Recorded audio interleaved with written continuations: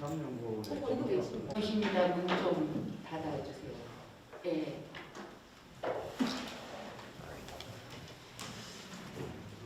예, 한 분이 조금 늦으시지만 예, 시작을 하도록 하겠습니다.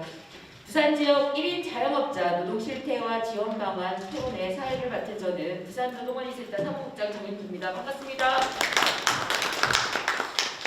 오늘 이 자리가 부산 지역 1인 자영업자에 대한 현장 이야기가 많이 논의되는 자리가 되기를 바랍니다. 먼저 부산 노동권익센터 석병수 센터장님을 모시고 개의 선언 듣도록 하겠습니다. 박수로 모시겠습니다. 여기서 예, 반갑습니다. 노동권익센터 센터장 석병수입니다. 저희들 부산 노동권익센터가 2020년 9월에 문을 열면서 슬로건을 세운 게 있습니다. 대한민국 부산 시민이 행복한 도시를 만드는 게 저희들 목표이기도 합니다. 그 말에 보면 노동자라는 명이 들어가 있지 않고 일하는 부산 시민이라는 이야기가 들어가 있습니다. 거기는 이런 의미가 있습니다. 실제로 노동자들, 법에서 정한 노동자들뿐만 아니라 특수고용 노동자, 법에서 정하지 않는 노동자들, 그리고 1인 자영업자들도 저희들은 노동자로 판단을 하고 있습니다. 그래서 실제로 이분들의 삶이 어떤지 좀 고민해보는 그런 연구 과제로 사업을 시작을 하게 됐습니다. 중간 보고에서도 이제 많은 분들이 좀 말씀을 해주셨는데 실제로 1인 자영업자 관련해서 이렇게 논의되는 내용들이 최근에 좀 많이 없었다 이렇게 이야기도 있었고 또 코로나19를 좀 거치면서 이게 저희들이 이제 코로나19로 인한 어려움인지 아닌지 판단하기 어렵습니다. 그럼에도 불구하고 코로나 때 자영업자들이 너무나 많이 힘들었다 이런 이야기들이 많이 있어서 이번 차대에 저희들이 이런 연구를 진행하게 됐다는 말씀을 드립니다. 실제로 이제 저희들이 이제 준비를 하는 과정에서도 고민이 좀 많았습니다. 이게 정책 재현을 하는 데 있어서 전체 창업을 하시는 분들 전체를 놓고 이야기를 해야 되는 건지 1인 자영업자만 놓고 이야기를 해야 되는 건지에 대한 고민들이 많았습니다. 그래서 정책 재현이 아마 저희들 지금 아직은 부족하다 이렇게 좀 판단을 하고 있고요. 그래서 오늘 많은 재현과 의견들을 주시면 최종 보고서에 담을 수 있도록 저희들 노력하도록 하겠습니다. 오늘 귀한 시간 내에서 참석해 주신 분들 정말로 감사드리고 부산으로 이제 다시 복귀하시는 우리 홍준태 교수님께 되게 감사의 말씀 드립니다. 네, 고맙습니다. 예, 오늘 이 자리에 부산의 미래를 위해 견제와 균형의 가치가 시정에 반영될 수 있도록 노력하고 있습니다. 내년 부산시 예산과 관련하여 뜨거운 감자였던 동백전 지역 화폐 문제, 물병 특별연합 문제 등 부산의 미래를 위해 논의하고 제기하고 있습니다. 앞으로의 부산광역시의회 역할이 기대가 됩니다. 부산광역시의회 기획재경위원회 반선우 위원님 축사 부탁드립니다. 큰 박수로 모시겠습니다.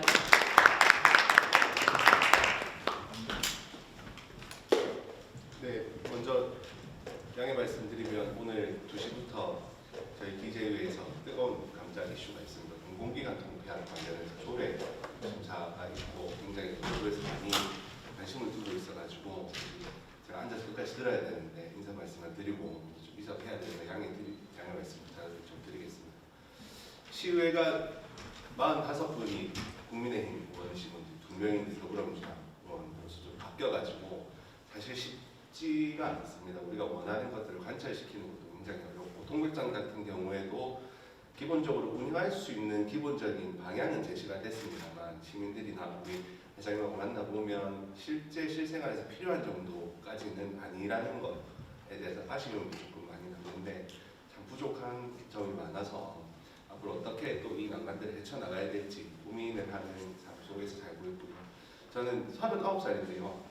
제 친구들이 보면 이렇게 직장을 그만두고 통닭집을 하고 커피숍을 하고 이런 친구들이 있어요. 근데 이 친구들 보면 자기 시간이 없는 거예요. 매일 밤늦게까지 하고 낮에는 쉬어야 되고 오히려 직장인들보다 더 많은 시간들을 자기 업에 할애를 함에도 불구하고 한 10년 정도 직장을 다닌 친구들보다 훨씬 더 소득이 작고 가족과 함께 할 수 있는 시간들은 작고 이런 친구들이 너무 많더라고요. 그래서 이런 부분들을 시에서 어떻게 예산을 편성해서 도와줘야 되냐 고민을 해야 되는데 아까 말씀하신 것처럼 이런 분들도 계시고 또 다른 방향의 자영업을 하시는 분들 또 다른 방향의 예산이 필요하시는 분들이 너무 많아가지고 어떻게 배분하는 문제에 대해서는 고민을 계속 좀 해야 될 것 같고요. 오늘 이 토론의 결과물이 나오면 그걸 보고 우리 센터장님이나 그다음에 부장님도 계시고 교수님도 계신데 말씀 잘 들어가지고 가급적 빠른 시간 안에 이런 사소한 조그마한 문제들이 해결될 수 있도록 그리고 시에서도 관심 가지고 결국 이제 예산이거든요. 시에서 할 수 있는 것들은 어떤 정책으로 어떻게 편성을 해서 어떤 실생활에 도움이 되는지 잘 찾아서 또 관철시킬 수 있도록 미약하지만 최선을 다해 노력하겠습니다. 오늘 초대해 주셔서 감사합니다. 고맙습니다.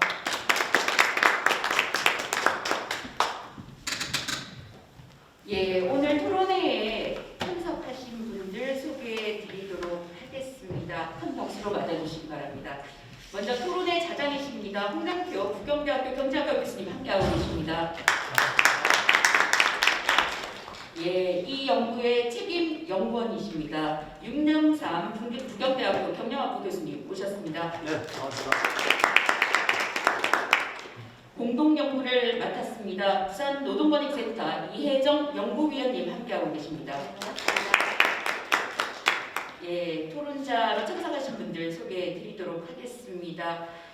자영업 연구를 참 많이 하셨습니다. 우리 오상봉 한국노동연구원 사회정책연구본부장님 함께하고 있습니다. 예, 부산 지역 자영업 관련한 연구를 하셨던 서옥순 연구위원님께서는 조금 늦으시는 관계로 나중에 소개해 드리도록 하겠습니다.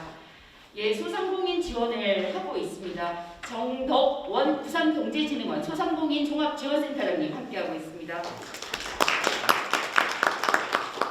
예, 저희 실태조사에도 참 많은 도움을 주셨습니다. 그리고 부산 지역 중소상공인을 위한 활동을 오랫동안 하셨습니다. 이정식 중소상공인 살리기 연합회 회장님 모셨습니다.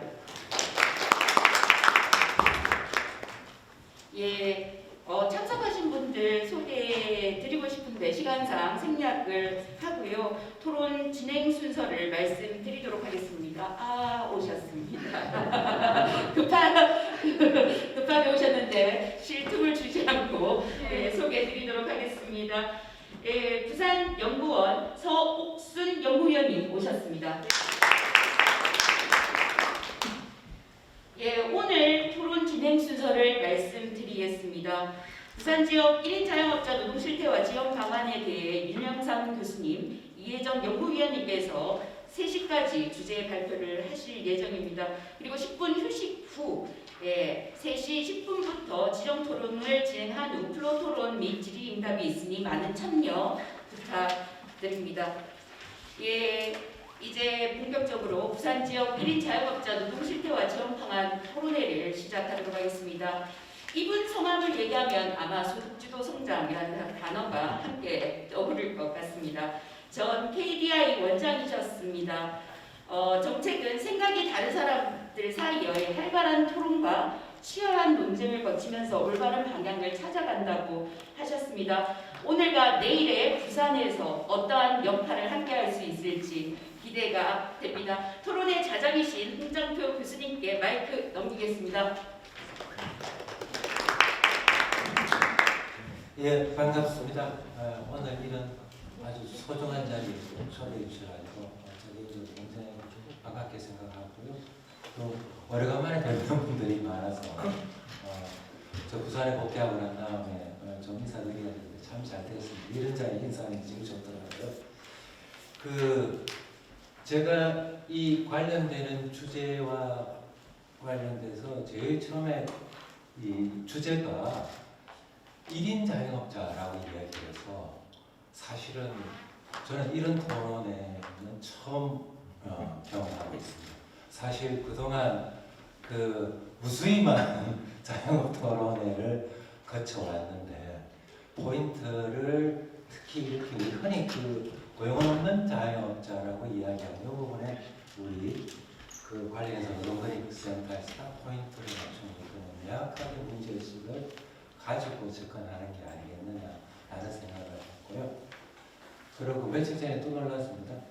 왜냐하면 관련해서 이 관련되는 보고서를 보내줬는데 아니 왜 이렇게 그냥 여기다 올인하셔서 이렇게 철저하게 조사를 하셨는지 그 부분에 다시 한번 또 두 번 놀랐다라는 말씀을 드리고요.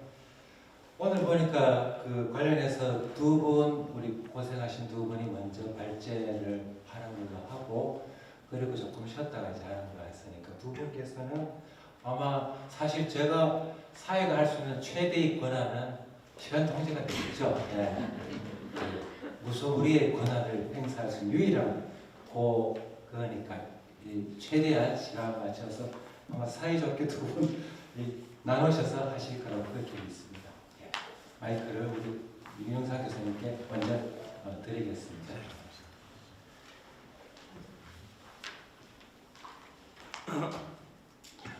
진행, 사실 제가 좀 연구 책임자로 이렇게 돼 있지만 노동관리센터 시스템이 연구원들이 있거든요. 거기에 이제 주제별로 외부 사람을 한 명씩 이렇게 초빙해가지고 같이 연구를 하게 하는 건데, 근데 이번에 저는 설문조사 분석 쪽에만 좀 관여를 말씀을 드리고, 전반적인 거는 우리 이혜정 연구원께서 하시고 제가 중간에 설문조사 발표를 좀 하도록 하겠습니다. 네, 그러면 이 연구의 기본 어떤 배경이 되는 서론 부분부터 말씀드리도록 하겠습니다. 그러니까 사실은 이제 1인 자영업자 혹은 자영업자에 대한 연구가 노동의 관점에서 진행된 경우는 사실 많지 않았습니다. 그런데 코로나로 인해서 그 1인 자영업자, 특히 자영업자 전체의 어려움이 진행되면서 우리가 노동의 관점에서 이 연구를 좀 진행을 해보자라고 하는 질의가 있어서 이 연구가 시작됐고요. 잘 아시는 것처럼 자영업자는 국민경제에서 어떤 모세혈관, 생태계의 가장 낮은 부분을 담당하고 있는 것으로 알려져 있습니다. 또한 자영업자는 노동자이면서 사업자라고 하는 이중 정체성을 가지고 있습니다. 그런데 이제 사실상 그 중에서도 자영업자 중에서도 그 고용원이 없는 자영자라고도 하는데요. 이분들은 실질적으로 노동자성이 훨씬 더 강한 이런 상황이기 때문에 저희가 특히 1인 자영업자에 주목해서 이 연구를 좀 진행해보자 라고 하는 것으로 진행을 해왔습니다. 아까 말씀드렸던 것처럼 코로나로 인해서 1인 자영업자들의 삶이 굉장히 어려워졌고 부채 비율이라든지 이런 것들이 많이 늘어났기 때문에 특히 이 시기에 굉장히 중요한 연구가 될 것 같습니다. 그래서 이 연구를 통해 두 가지 목적을 삼고 있습니다. 하나는 1인 자영업자에 대한 어떤 노동 실태와 생활 실태의 어떤 기초를 마련하고 그래서 정책 지원 방안을 마련해보자. 두 번째는 이런 어떤 1인 자영업자의 어떤 정책 지원의 좀 구체적인 방향들을 이 연구를 통해서 만들어보자라고 하는 것이 이제 두 가지 목적이 될 것 같습니다. 연구 방법을 살펴보면 어쨌든 논의의 배경을 좀 살펴봤고요. 설문조사가 진행되었습니다. 설문조사는 저희 부산에 16개 구분이 있는데 16개 구분에서 30명 이상 진행이 되어서 488명의 설문조사에 참여를 했습니다. 그리고 입지별, 그 다음에 업종별 이런 것들을 고려해서 설문조사가 이루어졌다는 걸 말씀드리고요. 면접조사도 마찬가지로 입지, 업종, 연령을 고려해서 18명이 진행되었습니다. 그리고 정책 지원 이렇게 진행이 되었습니다. 두 번째 2장 부산 지역의 1인 자영업자 현업 및 지원 정책을 살펴보도록 하겠습니다.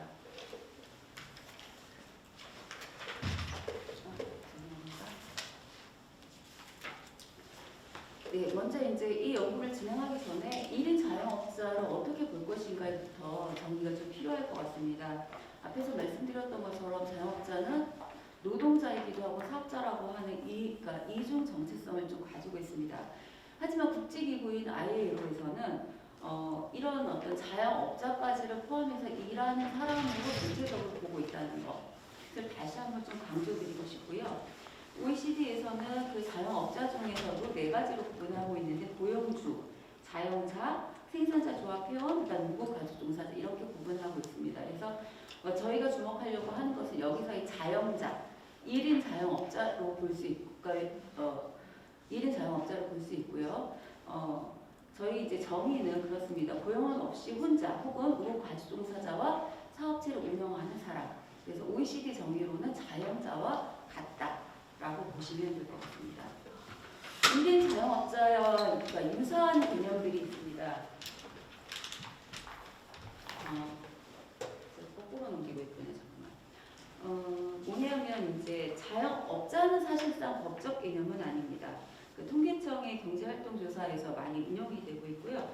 여기서는 사업자 등록증을 가지고 있느냐 없느냐는 상관이 없습니다. 그리고 정보가 있냐 없느냐도 상관이 없고요. 그래서 이런 좀 법적인 개념은 아니라는 걸 말씀드리고요. 비슷한 개념으로 소상공인이 있습니다. 소상공인은 종사자 규모와 매출 규모를 기준으로 한 개념이고 소상공인 보호지원법이라고 하는 것에 의해서 개념이 좀 정리될 수 있습니다. 이와 비슷하게 개인 사업자가 있는데요. 개인 사업자는 그 사업자 등록증이 있고 법인 사업자와 다르게 개인 사업자인 부분을 포함합니다. 그래서 저희가 보고 있는 1인 자영업자는 소상공인의 일부일 수 있으면서도 좀 넓을 수 있고, 왜냐하면 사업자 등록증이 없는 분들이기 때문에 개인 사업자의 일부일 수 있지만 또 넓을 수도 있는 좀 이런 개념이다라고 보시면 될 것 같습니다.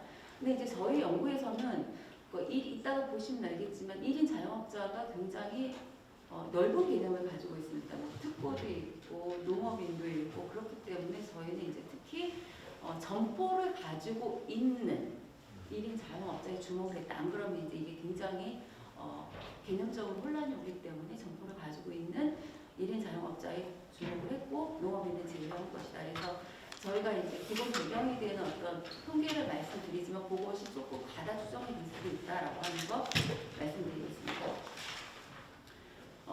전국적으로 우선 1인 자영업자의 현황을 살펴보면요. 2022년 기준으로 우리나라 전체 취업자는 2,800만 명 정도가 됩니다.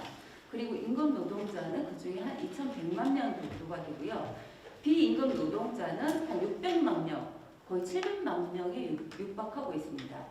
그 중에 1인 자영업자, 고용원이 없는 1인 자영업자는 한 430만 명 정도가 되고 자영업자의 75.9%를 차지하고 있습니다. 그러니까 저희 어떤 자영업자의 생태계 속에서 1인 자영업자의 규모가 굉장히 상당히 크다라고 하는 것을 볼 수 있죠.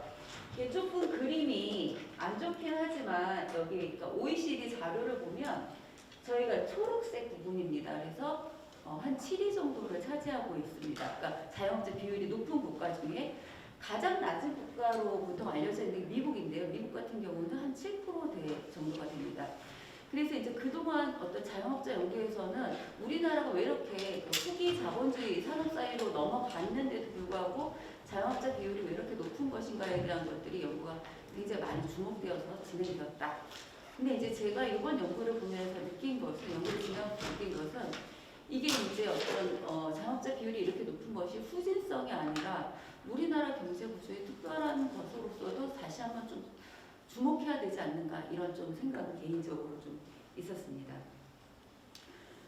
그리고 이제 1인 자영업자의 좀 현황을 좀 구체적으로 살펴보면, 그러니까 IMF라든지 코로나 같은 어떤 경제 위기 상황에서 이 자영업자, 1인 자영업자의 비율이 높아지는 경향이 있었습니다. 그래서 사실상 노동시장의 위기가 왔을 때 노동시장의 어떤 완충 역할을 진행하는 그런 상황이 진행되었다. 지금 이제 옆에 그래프를 보시면 지금 임금 노동자가 파란 진한 색인데요.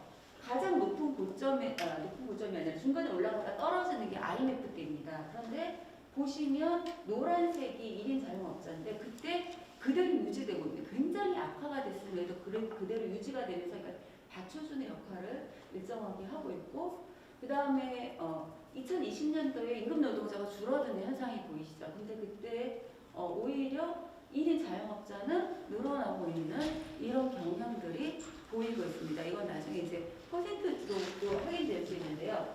보시면 19년도에 그 취업자 전체에서 1인 자영업자의 비율이 15%에서 15.3%로 계속 늘어나고 있는 코로나 이후에 이런 경향을 볼 수 있고요.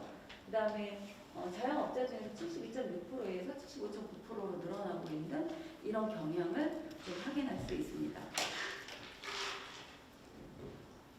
이건 넘어가고요. 그래서 이런 어떤 선행 연구를 기반으로 해서 1인 자영업자의 특성을 좀 살펴보면 노동시장이 유축될 때 오히려 자영업의 비율은 확대되고 그 중에서도 1인 자영업자의 비율이 늘어나는 이런 상황을 볼 수 있다. 그런데 이런 어떤 자영업자들이 1인 자영업자를 늘어날 때 특히 도소매 업종과 숙박 음식 업종이 늘어나고 있는 현상을 볼 수 있습니다. 이유는 이 부분들이 진입장벽이 낮기 때문이죠. 그런데 문제는 여기 이제 그림을 보시면 지금 진한 파란색이 음식업입니다. 2015년도를 기준으로 했을 때 각 업종별의 생산 지수인데요. 2015년을 기준으로 했을 때도 100, 2015년도가 100이라는 얘기입니다. 근데 그때보다 음식점업은 회복이 안 되는 계속 낮은 상태인 거죠. 그리고 개인 서비스업도 마찬가지고 저희가 주목하고 있는 도소매업은 약간 100보다 높은 이런 상황으로 굉장히 어려운 상황에 있다는 거죠. 이런 부분들은 과잉 경쟁으로 비결되고 과잉 경쟁은 결국은 낮은 수익률, 낮은 소득으로 연결될 수밖에 없는 한계를 보여주고 있습니다. 그 다음에 1인 자영업자의 어떤 연령대 고령 현상이 계속해서 확인되고 있습니다. 2022년도에 동아일 비임금 근로자 부가조사에 의하면 60대 이상이 41%가 넘어가고 있는 이런 상황이 고령화 현상들에 좀 주목해야 될 것 같습니다. 그리고 사회 경제적 위기에 취약한 것이 1인 자영업자의 특성입니다. 그래서 그 19년도에 그 임금 노동자와의 소득 격차가 한 53만 원 정도였는데 2021년도에는 69만 원으로 확대되는 경제적 위기에 굉장히 취약한 것들을 확인할 수가 있을 것 같습니다. 그다음에 이제 새롭게 우리가 좀 주목해야 될 것들은 자영업자의 그 이질성이 확대되고 있대. 특히 1인 자영업자의 이질성들이 확대되고 있는데요. 그것은 이제 많은 분들이 아시는 것처럼 특보 노동자, 플랫폼 노동자, 중소 자영업자 이런 어떤 다양성들이 나타나고 있다는 거죠. 특히 이제 저희 연구에서도 확인되었는데 이런 어떤 1인 자영업자의 이질성 내에서의 결합 현상, 중간 현상, 자영업자이지만 특보 노동자이기도 한, 자영업자이지만 프리랜서이기도 한 이런 결합 형태와 중간 형태들이 계속해서 늘어나고 있다는 거죠. 이건 이제 우리의 노동의 미래 속에서 비전형 노동이 계속해서 증가하고 있는 현상과 관련되어서 이런 비전형 노동자에 대한 어떤 보호가 필요하고 특히 이런 부분에 접목되어 있는 것이 1인 자영업자다. 그래서 이제 주목해야 될 현상이라고 생각이 되었습니다. 그래서 1인 자영업자에 대한 지원 정책들이 그동안 진행되었는데요. 사실상 중소기업, 기업에 대한 정책 지원은 굉장히 많았지만 1인 자영업자 혹은 자영업자에 대한 어떤 정책 지원은 굉장히 취약했었습니다. 그래서 사실상 자영업자에 대한 관심이 나타난 것은 IMF 이후라고 볼 수 있습니다. 그때 지원 근거의 법체계가 처음으로 마련되어졌고요. 2014년도에 소상공인 시장진흥공단이 출범하는 등으로 해서 좀 지원 체계들이 만들어졌고 2015년도에야 소상공인 보험이 지원에 관한 법률이 만들어졌습니다. 그리고 2020년도에 소상공인 기본법이 제정되었습니다. 그 전에는 어떤 중소기업이라고 하는 정책 대상의 아주 작은 부분으로만 측정되어지는 이런 한계를 가지고 있던 것으로 볼 수 있죠. 그리고 이제 영세 자영업 정책은 2005년대에 만들어지는, 그래서 영세 자영업자들은 조금 그 개념이 왔다 갔다 합니다. 어떤 때는 뭐 매출 규모 4,800만 원, 어떤 때는 매출 규모 2억 왔다 갔다 하는데 그럴 때 정말 어려울 때마다 이제 불러들여지는 그런 상황이었다. 그리고 2022년도에는 그리고 이제 정책이 많이 만들어진 것이 이제 2017년도부터였는데요. 그건 이제 우리 사장님께서 계신 아까 이제 좀 말씀을 해주실 것 같은데 문재인 정부 때 이제 최저임금을 높이면서 이제 소상공인의 어려움 때문에 정책들이 굉장히 많이 쏟아져 나오긴 했습니다. 그리고 2022년도에 윤석열 정부는 소상공인 자영업 기본 정책 방향을 만들었습니다. 그래서 뭐 코로나와 지금 저희 연구에서도 계속 1인 자영업자들이 얘기하는데 상고 현상으로 인한 어려움이 상당히 많습니다.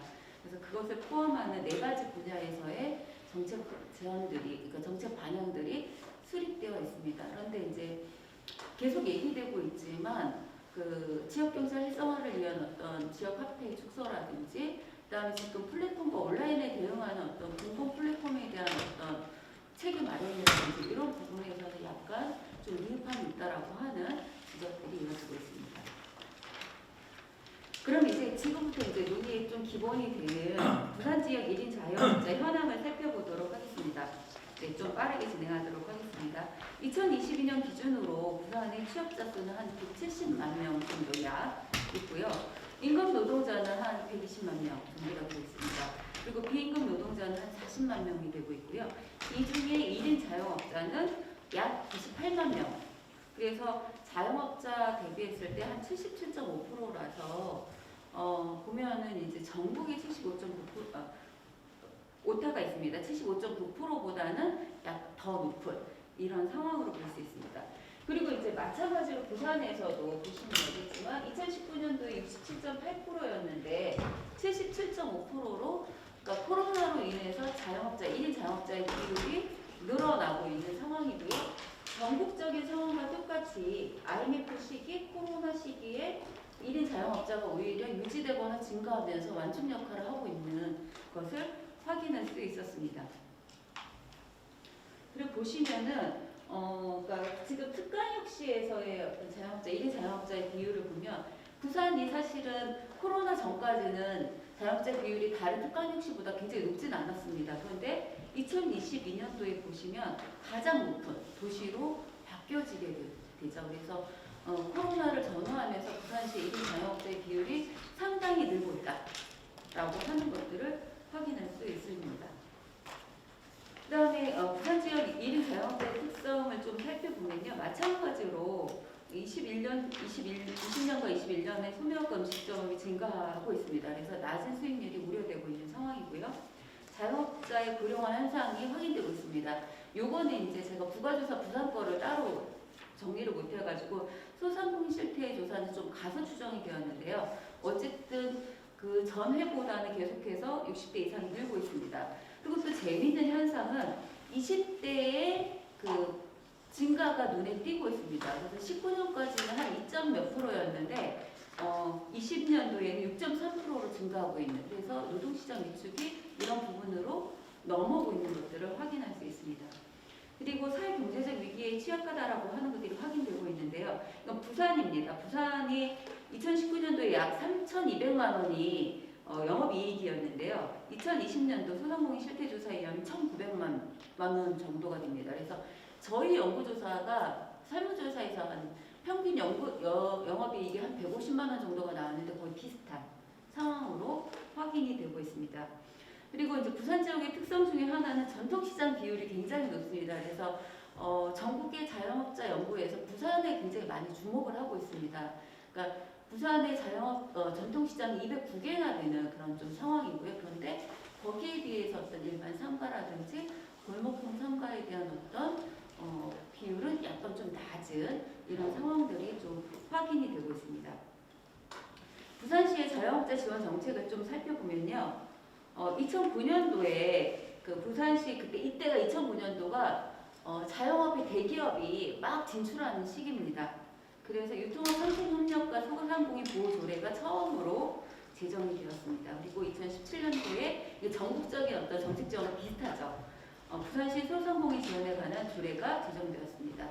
그리고 말씀드렸던 것처럼 문재인 정권 시기에 굉장히 어려워지면서 부산시에서도 소상공인에 대한 지원 정책을 위한 TF라든지 지원 체계들이 마련되었고요.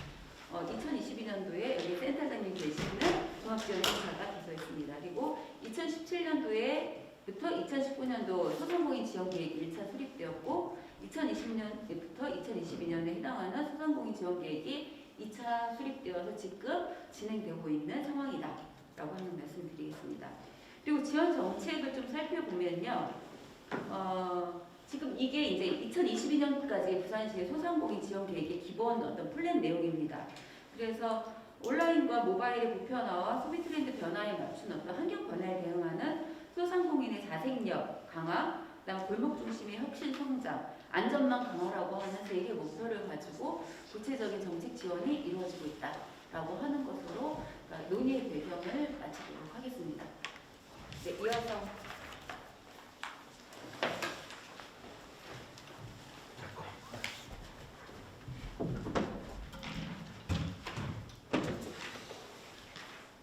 예, 윤영상입니다. 저는 하여튼 설문조사 쪽을 주로 좀 담당을 했는데, 설문조사 결과는 개요부터 좀 말씀드리고 이제 분석을 해가도록 그렇게 하겠습니다. 10월 달에 설문조사가 이루어졌습니다. 코로나 유행 실기 이야기가 좀 나오던 그런 시기고요. 표본은 저희가 이 조사원들을 통해서 했는데 조사원들에게 저희가 16개 구군이잖아요. 그래서 30명 정도씩 저희가 조사 표본 도소매업, 공식업 이런 업종과 전통시장과 비전통시장 이런 범주들을 설명을 해주고 가능한 한 최소 범주별로 어느 정도 이상씩 하면 좋겠다는 지침을 줬습니다. 그런데 사실 지침대로 잘 되지는 않았던 것 같아요. 그러다 보니까 이게 일반화 가능성이 있느냐 하는 문제는 여전히 있다. 그런데 전체 모집단도 지금 좀 세밀하게 분류해 보면 어떤가 하는 자료도 잘 없는 것 같아요. 그래서 뭔가 일반화 가능성을 논하기는 좀 어렵다. 이런 말씀을 좀 드리면서 시작하겠습니다. 보시다시피 저는 일단 크게 저희가 이제 자영업이라고 했습니다만은 그 중에 업종을 도소매, 음식, 개인 서비스 이렇게 3개 정도만 했는데 사실 좀 상인 쪽에 조금 초점을 맞췄으면 하는 점들이 문제의식이 좀 있었습니다. 물론 노동자, 그 다음에 이제 특수고용 노동자, 그 다음에 자영업 이렇게 크게 범주를 좀 나눌 수도 있겠죠. 근데 하여튼 자영업 중에서도 또 거기 산업별로도 쭉 있고, 그죠? 굉장히 다양한데 이번에는 어쨌든 저희가 좀 범위를 좀 좁혀서 보자. 그래서 이 3개만 좀 봤다. 그리고 전통시장과 비전통시장을 먼저 좀 나눠서 분석을 했습니다. 사실 지금까지 주로 지원 정책이 제가 알기로는 전통시장 중심으로 쭉 이제 이루어져서 여기 계신 우리 중소상공인설계협회 회장님이 항상 전통시장 너무 중심이다.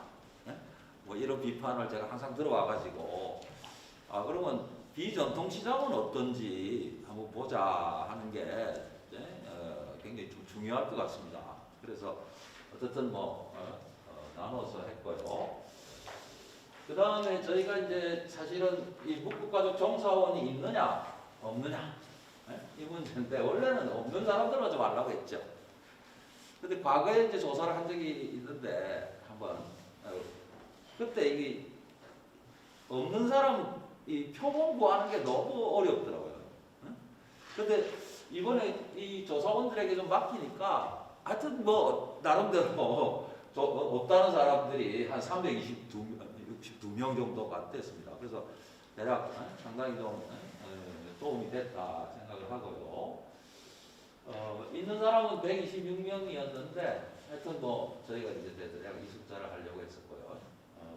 그래서 1인하고 이제 이거 좀 나눠 분석할 필요도 좀 있겠다. 그래서 자료에는 일단 2가지로 나누고 분석을 했습니다. 근데 이제 보신 분은 잘 아시겠습니다만 개인 서비스에 7명, 5명이고 여기가 또 21명 정도 이래서 조금 통계 분석에 좀 곤란한 점들이 결과적으로 조금 생겼어요. 그래서 어떻게 처리하느냐 하는 문제가 조금 더 있긴 합니다만 일단 오늘은 묵국가족 종사원이 없는 사람들 중심으로 좀 말씀을 드릴까 합니다. 아마 여러 가지 좀 부족한 부분들이 있는데 일단 전반적인 실태 말씀을 드리겠습니다. 한마디로 말하면 저희가 대략 알고 있다는 것을 좀 단순화시켜 말하면 수치로 확인했다. 뭔가 이런 그 한마디 말씀을 좀 드릴 수 있을 것 같습니다. 자, 누구죠? 여기 대표.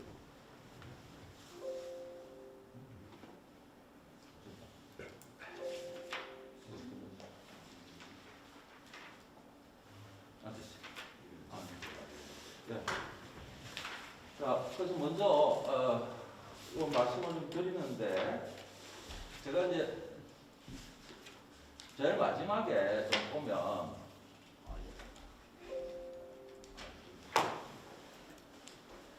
죄송합니다. 제일 마지막으로 제일 마지막.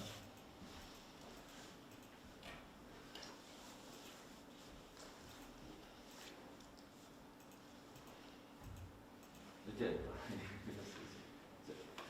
자, 보시다시피 하여튼 이 무급 종사원이 있는 경우하고 없는 경우하고 또 제가 좀 유의미한 차이가 있는 것 같고 그다음에 전통시장하고 이제 비전통시장하고도 좀 유의미한 차이 뭐 이런 것도 조금 제가 뒤에 조금 정리를 했습니다만은 뭐 아주 많은 내용은 아니고 또 좀 의미 있는가 하는데도 조금은 뭐 좀 더 생각을 해볼 필요가 있는 것 같습니다.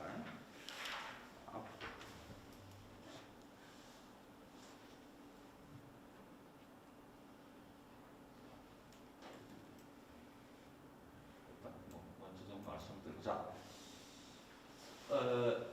표본 구성은 그렇고요. 사실 대체로 보면 지금 저희가 세계 업종을 하는데 이걸 뭐 다 합해서 개를 낸다는 게 뭐 늘 하던 방식들이죠. 그런데 이번에는 업종별로 좀 들여다보자. 그래서 개라는 게 오히려 뭔가 이 평균을 생각하게 되는 함정 이런 문제들도 있고 해서 뭐 뒤에 개는 제시를 좀 하지 않았다. 오히려 안 하는 게 낫고 하나하나 좀 살펴보는 게 좋겠다 하는 그런 취지입니다. 뭐 하여튼 그 표본의 특성도 감안해야 되는데 하여튼 뭐 여기 있듯이 비율 차이도 좀 크고 임대는 이 정도고 연령은 저희가 뭐 이쪽 조사 수가 좀 적었던 것 같고 어쨌든 좀 여성이 한 70%가 대표자였고 하여튼 이런 말씀을 좀 드리면서 일반 현황부터 좀 말씀드리겠습니다. 임대를 하고 있는 사람은 대략 뭐 85% 내외. 뭐 비전통 시장 업체가 전통 시장보다는 아무래도 임대가 조금 더 높더라 하는 거고 대표자가 부업을 하느냐 하는데 한 6% 정도가 부업을 하는 것입니다. 그럼 개인 서비스 주로 좀 많이 하고 있는 것 같고요.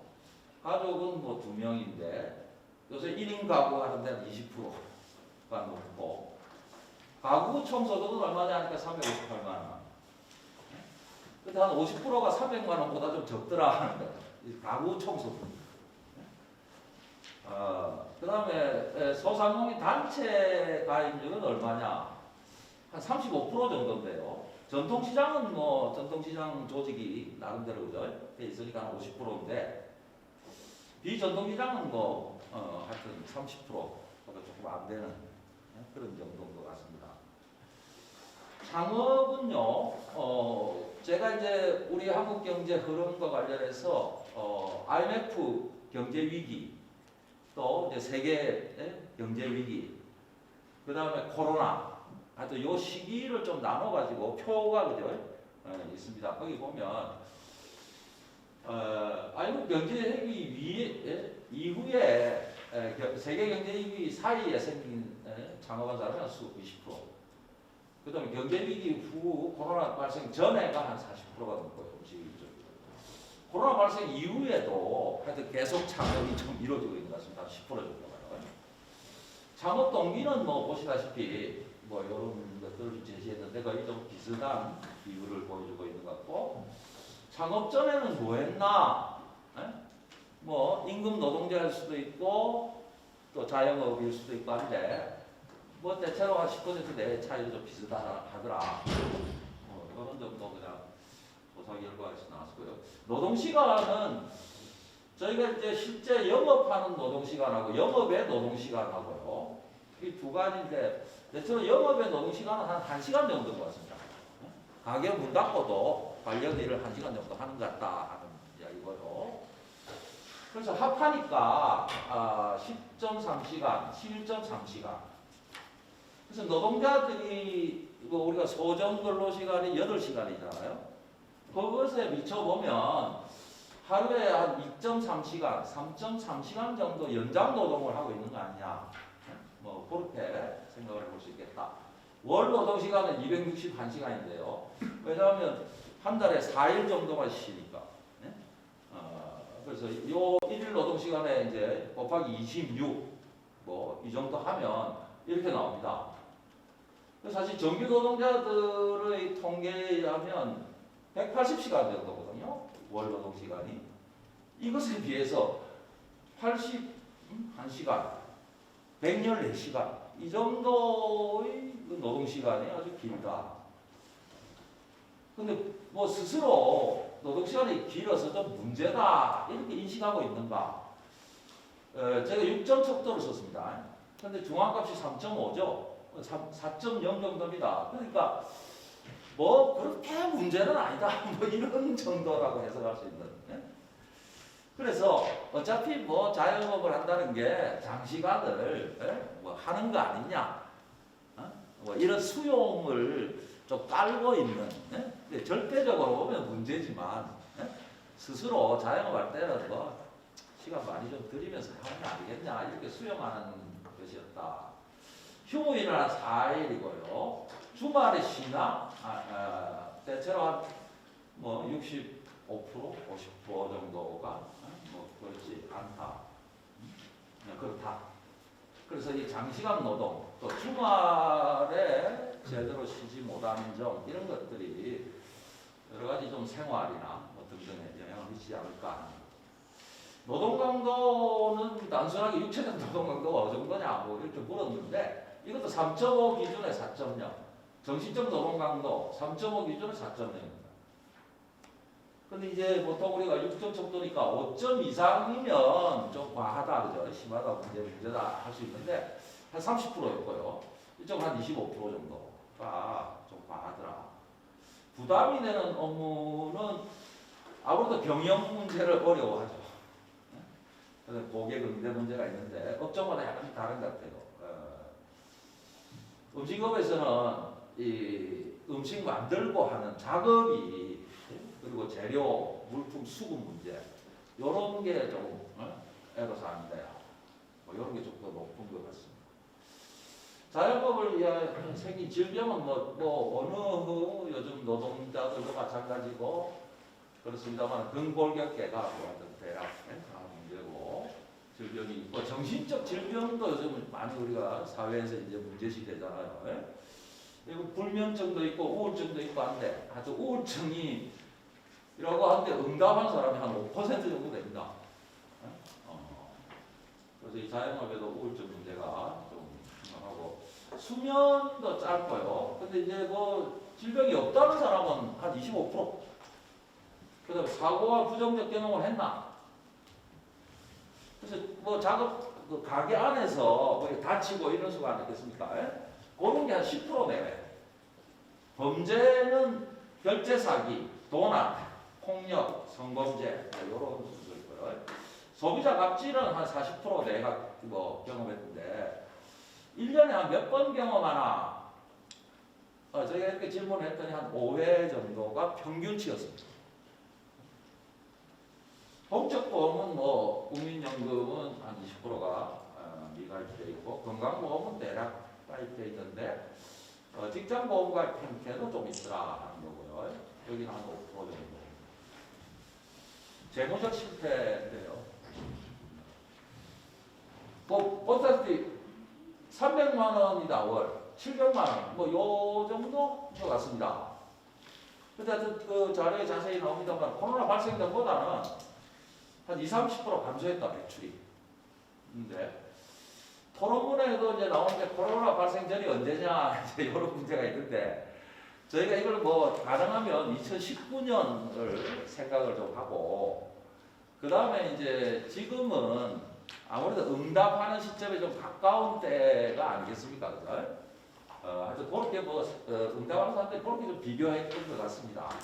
사후적으로 조금 물어보고 하면 임대료는 아까 85%가 임대를 하고 있는데 임대한 사람만 가지고 평균을 내면 한 60만 원입니다. 코로나 발생 전보다는 10% 내외 이상이 있었는데요. 조사 결과는 개인 서비스업에서는 임대료가 오히려 35%가 내렸어요. 아마 이거는 표본의 어떤 변화 뭐가 아닐까 이렇게 생각이 들고요. 사업 부채는 그러니까 뭐 집에 가정생활의 부채를 빼고 사업하는데 부채는 얼마냐? 650만 원. 근데 이제 사업 부채가 좀 늘긴 늘었죠. 근데 임대보증금이 1,300만 원 정도더라고요, 평균이. 그래서 굳이 이것과 연결시켜 보면 임대보증금 1,300만 원 내는데 자기 돈이 들어갔을 거고, 그죠? 근데 이제 650만 원 빌려서 냈을 수도 있고, 이 사업 부채라는 게 운영 자금으로 쓸 수도 있고, 하여튼 이런 상황인 것 같다 하는 거죠. 그래서 사업 부채가 없는 비율이 전에는 80%인데 75%로 오히려 사업 부채가 없는 비율이 낮아졌어요. 뭐 이런 것도 지금 이거 뭐 표본 문제인가? 뭐 어떻게 되냐 이제 해석하는 문제도 좀 있습니다. 사실 우리가 이 해석 문제를 이후 면접 작업을 통해서 조금 더 보충하려고 원래는 계획을 좀 세웠었습니다. 자, 세전 영업인데 이거는 인건비나 또는 소득하고 상당히 유사한 것이다. 그래서 150만 원 내외고요. 어쨌든 뭐 여기에는 계산할 때 비용이 우리가 보통 이 손익계산서 계산할 때 인건비를 비용 처리해서 넣잖아요. 그걸 안 넣고 한 것이다. 150만 원. 그래서 이걸 넣으면 사실은 적자다. 이렇게 얘기할 수 있을 거예요. 중소기업 매출액 대비 영업이익률 한 5%입니다. 평균. 근데 여기는 마이너스니까. 세전 영업이익도 줄어들었고요. 저희가 이제 희망하는 소득을 물어봤더니 한 300~400만 원. 근데 지금 소득은 뭐 150만 원이고요. 희망 매출액은 한 1,000만 원인데 실제는 지금 300에서 700만 원. 이 정도 되겠다. 그래서 결국 매출이 올라야지 소득도 늘어날 거고, 뭐 이런 관계 속에서 희망하는 만큼 안 되고 있다 그런 거고, 사업을 어렵게 하는 영인은 뭐 여러 가지 제시를 했습니다. 그죠? 그 자료에는 자세히 있습니다만은 경기 침체하고 상권 쇠퇴 이게 가장 1, 2순위입니다. 저는 생각보다 많은 사람들이 뭐 코로나가 와서 재난이 와서 뭐 사업을 어렵게 했다. 뭐 이런데 유행 같은 그저 말들이 많지만 상인들은 나는 정확하게 알고 있더라 하는 것을 느꼈습니다. 이번에. 지금 장기 불황이 있거든요. 경기 침체입니다. 이걸 상인들은 잘 알고 있더라 하는 것을 저 개인적으로는 이번에 좀 느꼈습니다. 직접 우리가 아닌 사람들이 뭐 눈앞에 보이는 몇 가지 변수들을 언급하면서 그게 원인이다 뭐 이렇게 언급하는 거지. 실제로 세계 경기 이후에 한 10여 년간 그죠? 사실은 장기 불황기거든요. 한국 사회도. 거기다 코로나 와가지고 지금 더 문제고 내년에 또 단기적으로 더 심한 침체가 온다. 그죠? 경기 사이클이라는 게 또 작용하니까요. 그래서 상인들이 정확하게 보고 있고 뭐 그것에 따른 상권 쇠퇴 뭐 이런 것들도 정확하게 보고 있더라 하는 거고 부담을 주는 거야 뭐 임대료 원재료비가 높은 순이고 안전점검은 받아보지 못했다 30%. 향후 계속 운영하겠다 85%입니다. 15% 정도가 이제 안 하겠다는 건데 폐업하겠다는 사람은 10%. 근데 이제 이 사람들에게 폐업하는데 어려움이 뭐냐니까 경제적 대안이 없다. 뭐 여기에 주로. 그래서 이런 분들이 폐업하겠다는 생각이지만 실제는 폐업 안 할 가능성이 높은 거죠. 대안이 없는데. 자, 생활 건강 면에서는 생활 만족도는 3.5가 기준인데 3.4, 2점 이하도 20%, 뭐 3.4, 3.8, 3점입니다. 한 20% 내외가 상당히 낮은 밑에 표시하고 있더라 말씀이고, 건강과 관련해서는 건강이 좋다는 거는 3.3이니까 3.5가 그게 중간에 3.3입니다. 낮은 측도 2점 이하는 30% 정도는 건강이 안 좋다, 아주 좀 이런 쪽이고, 건강검진은 대체로 좀 받고 있는 편이고요. 뭐 왜 못 받나 하니까 뭐 휴일 놀면 가게 문 닫아야 되니까 뭐 이런 쪽이죠. 이게 한 10%. 병원 가야 될 때 어떡하나, 뭐 휴무일에 가거나 아니면 약으로 대체한다고 한 20%. 뭐 아무래도 뭐 이해가 갈 수 있는 부분이에요. 생활시간은 수면은 한 6시간대. 우리 회장님 말씀 들으니까 상인들한테는 몇 시간 자나 이러면 6시간 잔다고 입에 딱 달려있다대. 그렇게 표현한답니다. 그래서 하여튼 6시간 이내도 20%. 운동은 뭐 많이 하는 분들은 하트가 요새 하여튼 50% 내에는 전혀 안 한다. 노후 준비는 저희가 중복으로 조사했는데 뭐 연금은 한 60% 내외, 개인연금 포함해서요. 저축도 합니다. 문제는 전혀 하고 있지 않다는 사람이 지금 한 25%. 이 부분이 좀 그렇고요.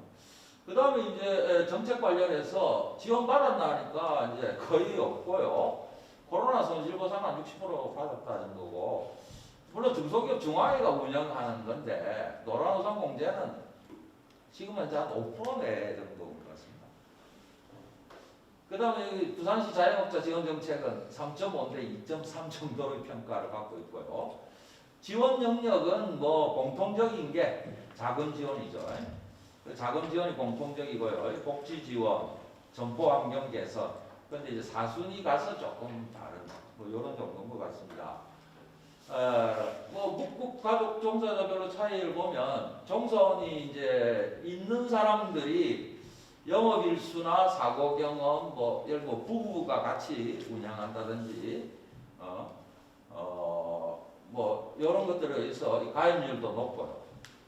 뭐 이런 것들도 좀 높고 희망소득도 높고 계속 운영하겠다는 것도 높고, 근데 이제 주말에 좀 덜 쉬고 이런 것들도 좀 낮고, 감소율도 낮고, 임대료 순위도 좀 낮고, 노란우산 공제 경험도 낮고, 하여튼 장시간 노동기식은 높더라 하는 거고요. 임대비율이 낮아서 임대료에 대한 순위가 좀 낮더라. 입지별로인데요. 전통시장에 비해서 비전통시장이 차이 나는 게 그렇게 없더라고요. 그래서 병원을 경험을 가지 못한다는 게 좀 높고, 비전통시장이 안전점검이 없다. 전통시장은 안전점검 좀 한다 이거죠. 근데 없더라. 근데 폐업 후에는 취업하겠다. 이게 좀 높고, 폐업 계획자의 어려움이 많다. 그 다음에 어쨌든 이 인건비, 알바비 이런 게 좀 지원이 있었으면 좋겠다는 게 상대적으로 조금 높은 거로 나타나는 것 같습니다. 자, 제 얘기는 이 정도 마치겠습니다. 고맙습니다.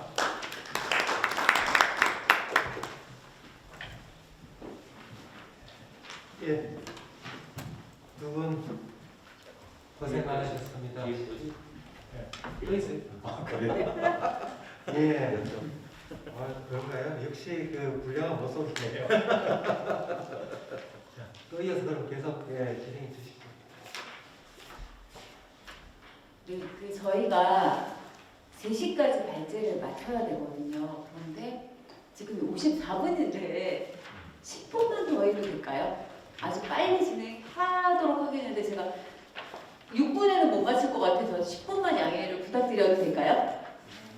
네, 그러면 제가 10분 내에서 3시 10분까지 마쳐보도록 하겠습니다. 면접조사 결과를 말씀드리려고 하는데요.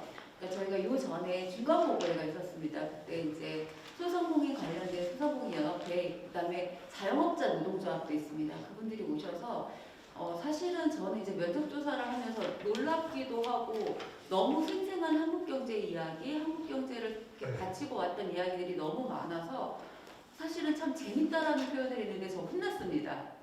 그게 재밌는 게 아니라 처절한 이야기들을 저는 정말 놀라워서 그걸 재밌다고 표현했는데 혼났다는 거죠. 그래서 자영업자들의 어떤 처절한 이야기들, 생생한 이야기들이 이 면접조사에 실려 있고 그 면접조사의 내용들을 보시면은 아마 이제 구체적인 상황들을 더 많이 보실 수 있다라고 말씀을 드리고요. 면접조사는 아까 말씀드렸던 것처럼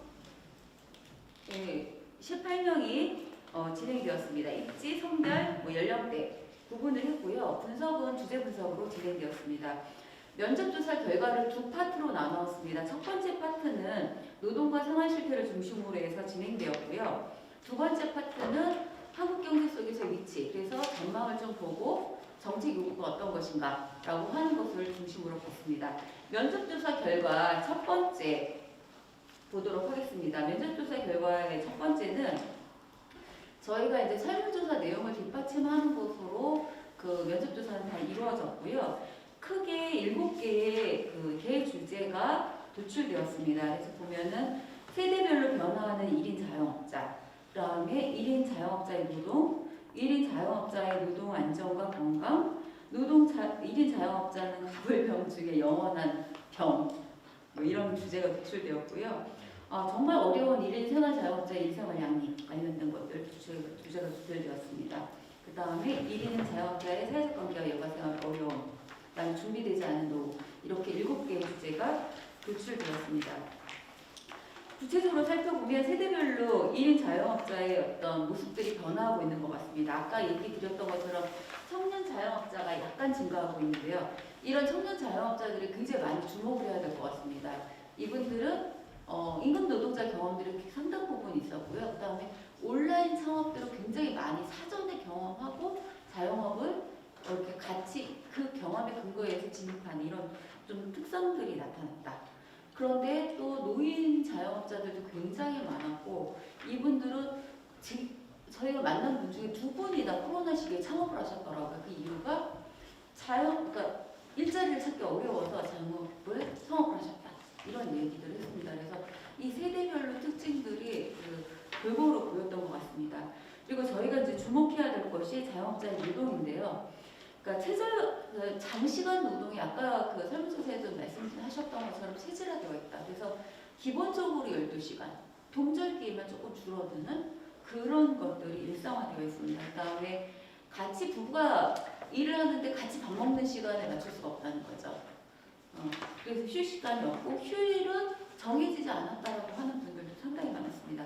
그런데 중요한 것은 노동 시간에 비해서 소득이 턱없이 작다라고 하는 거죠. 그래서 상당 부분 안정돼 있는 분들도 최저임금 수준, 그러니까 부부가 같이 일하면 최저임금 수준에서 한 400만 원 정도 소득인 거고 80만 원 밑에인 부분들도 굉장히 많았습니다. 그래서 이렇게 열악하구나. 근데 더 문제가 되는 것은 소득의 불안정성이었습니다. 불확실성.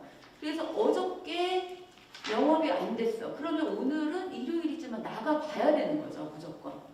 그리고 오늘 원래는 영업시간이 8시야. 근데 못 팔았어. 그러면 그냥 계속 좀 기다려 보는 거죠. 제가 재밌었던 것이 점 보는 분들이 많다고 하시더라고요. 그래서 왜요? 그랬더니 너무 불확실해서 너무 불안해서 점을 많이 보신답니다. 이 정도로 불확실하다. 그 다음에 있습니다. 자영업자의 노동과 안전을 좀 보면요. 그 작업장 환경과 안전은 굉장히 부차적인 상황이었습니다. 그 세탁업을 하시는 분을 만났는데 저희가 그 세탁소에 가면 약품 냄새 나죠. 그것이 굉장히 빼는 데 필요한 건데 건강이 굉장히 안 좋다고 합니다. 그런데 그런 부분에 대한 안전 점검 거의 없다는 거죠. 그리고 아까 말씀하셨던 것처럼 전통시장이 아닌 상가들에 있어서의 어떤 안전 점검 체계는 거의 없는 이런 상황이었습니다. 그리고 아파두실 수 없는 것이 제일 문제라고 봤습니다. 왜냐하면 이게 소득과 곧바로 연결되기 때문에 아파두실 수 없는 거죠. 하지 정맥 수술을 했는데 하루 종일 이제 서서 일하는 업장이 다시 다음날 문을 열어야 되는 이런 상황들이 지적이 되었습니다. 그다음에 그 가불병 중에 영원한 병이라고 했는데요.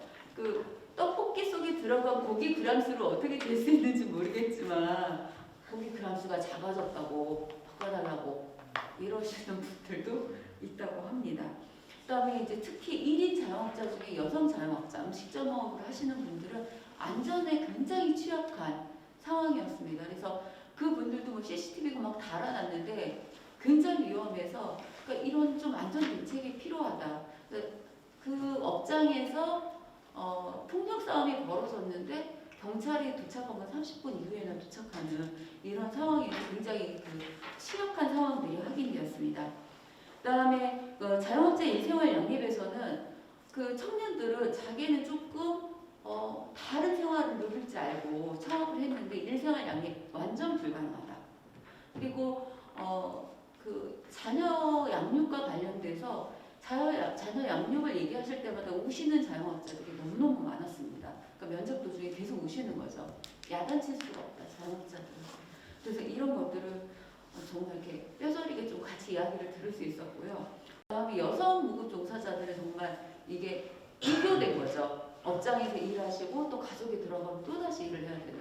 그래서 남성 그 선생님들은 자영업자들은 나이가 드시니까 중장년들은 이제서야 좀 미안하다는 생각이 든다. 이런 얘기를 좀 해주셨습니다.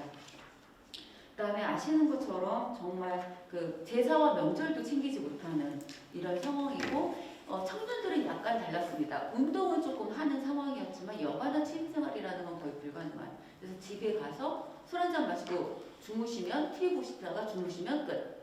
다시 다음날. 뭐 이런 생활이 반복되어지는 것으로 확인되었습니다. 그리고 준비되지 않은 노후에서 제가 조금 말씀드리고 싶었던 것은 청년들이 특히 국민연금 가입률이 좀 낮았다. 그리고 그 장년층이나 노년층들은 그 연금에 대한 이해도가 많이 떨어지고 노란우선 공제에 대한 이해가 굉장히 많이 떨어졌어요. 그래서 그러니까 자금이 필요할 때 그걸 그냥 깨버리시는데 깨버리시고 나서야 그동안 세금 공제 받은 것들이 다 물어내야 되는구나. 그래서 완전히 후회하시는. 그래서 이게 뭔가 대안이 좀 그러니까 복합적인 대응이 좀 필요하다라는 것들을 얘기 드리고 싶었습니다. 그다음에 면접조사 결과 두 번째에서 제가 이제 본 것은 4가지 주제였습니다. 네, 제가 굉장히 많이 놀랐던 것은 한국의 1인 자영업은 한국 경제의 부침과 곧바로 연결되어 있다. 그래서 IMF 때는 굉장히 힘들고 코로나 때 정말로 힘들고 또 경제 위기 때 10년 이후에 어떤 불황을 타면서 굉장히 힘들고 2010년도 이후에 우리나라 서비스 산업에 대기업이 진출하기 시작합니다. 그때 이후로 자영업 완전히 망가지기 시작했고 그다음에 2010년대 중반 이후에 온라인 만들어지고 2010년 후반에 플랫폼 경제에 완전히 올라타면서 자영업이 완전히 망가지기 시작한 것들이 면접조사에서 그분들이 생생한 이야기가 한국 경제 이야기더라고요. 그래서 와 한국 경제에 그냥 그 전체를 보고 이분들이 저임금 장시간 임금 노동자들의 어떤 소비 생활을 밑받침하는 한국 경제 밑의 생태계를 지키고 있었다라고 하는 것들을 면접조사에서 확인할 수 있었던 것 같습니다. 그다음에 변화하는 유통구조와 1인 자영업자의 모습들을 면접조사에서 확인할 수 있었는데요.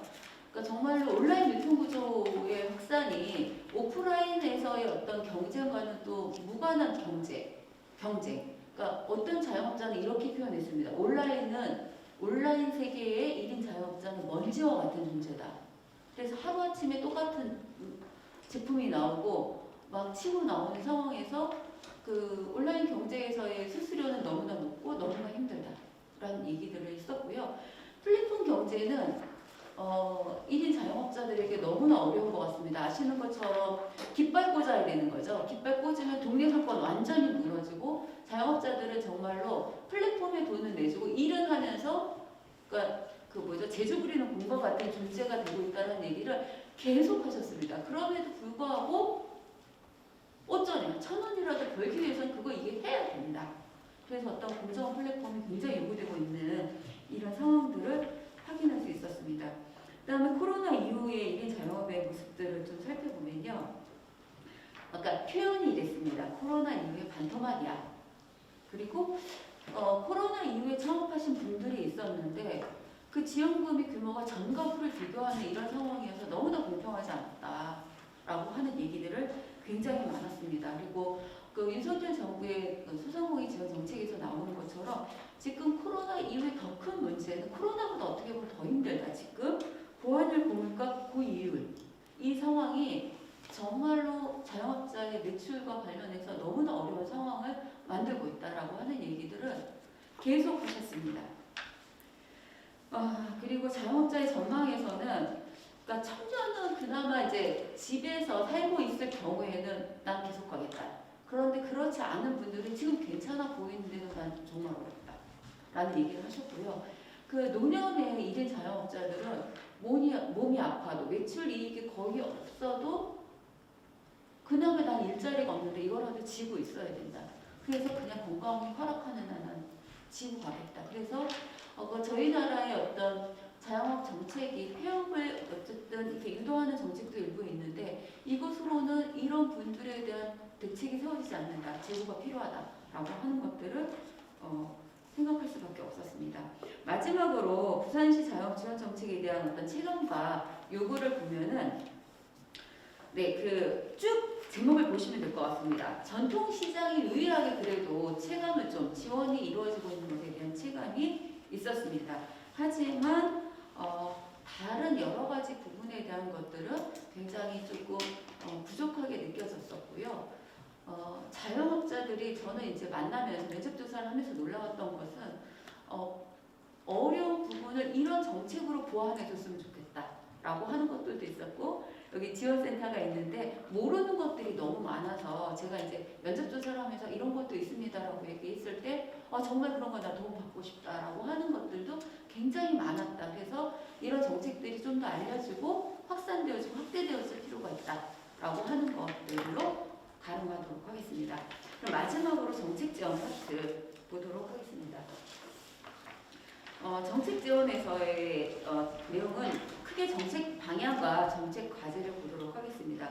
정책 방향에서 첫 번째 제가 말씀드리고 싶은 것은 그러니까 저희 연구에서 계속 얘기했지만 중요한 것은 한국 경제에서 그동안 1인 자영업자를 비롯해서 1인 자영업자에 대한 어떤 경제적 지위, 사회적 위치에 대한 논의가 너무나 부족했다. 그래서 정말로 완충 역할을 노동시장의 어려움에 대한 어떤 완충 역할을 해왔던 사회적인 재논의와 재정립이 정말로 필요하다라고 하는 것들을 좀 말씀드리고 싶습니다. 그다음 두 번째로는 1인 자영업자의 어떤 노동자성과 경제적 취약성에 대한 지원과 보호가 정말로 필요하다. 그리고 제가 여기서 꼭 말씀드리고 싶은 것은 우리나라의 사회보장제도가 임금 노동자를 기준으로 제도화되어 있습니다. 그래서 국민건강보험 같은 경우 노동자들은 뭐죠? 소득 비례죠. 그런데 자영업자는 소득 플러스 재산 플러스 너무 재밌는 게 자동차 보유까지. 그래서 사실은 재산과 소득 보유는 이전 소득에 대한 재과세를 하는 이런 거나 마찬가지의 상황이거든요. 그래서 기존의 사회보장제도에 대한 좀 재점검도 좀 필요하다. 특히 앞으로 노동자성에 대한 굉장히 어떤 사회가 다변화되고 있는 상황에서 이런 재검토가 필요하다라는 거 말씀드리고요. 그거 밑에 여러 가지 제안을 좀 드렸습니다. 그다음에 자영업자의 인적 속성을 고려한 지원이 필요하다.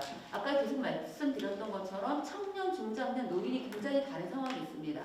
이런 어떤 인적 속성을 고려한 지원이 필요하고 그다음에 네 번째로 지금 기업 생애 주기에 대한 연구들은 계속 많이 늘어나고 있습니다. 그런데 이런 기업 생애 주기에 대한 다양한 정책의 다양화는 논의에 비해서 좀 부족한 상황이 있습니다. 특히 이제 3년을 넘기고 성장할 수 있는 가능성이 있는 5년 이상 된 분들이 지원이 너무 약하다. 정책이 없다라고 하는 얘기들을 많이 해주셨습니다. 그래서 이러한 생애주기에 따른 기업 생애주기에 따른 다양화가 필요하다. 그다음 다섯 번째 4차 혁명과 플랫폼 경제 확산 등으로 인해서 경제 구조가 정말로 다변화되고 있습니다. 이제 이 속도가 얼마큼 확대될지는 저희도 참 예측 불허인데요. 여기에 맞는 어떤 상생 협약과 공정한 어떤 플랫폼에 대한 조성이 정말로 우리 사회에서 요구되어지고 있는 상황이라고 생각됩니다. 여기 밑바닥에서 1인 자영업자가 바치고 있는 이 문제를 해결하지 않으면 안 된다라고 하는 얘기 드리고 싶습니다. 그 다음에 결국은 1인 자영업자는 지역 경제의 핵심이라고 보여집니다.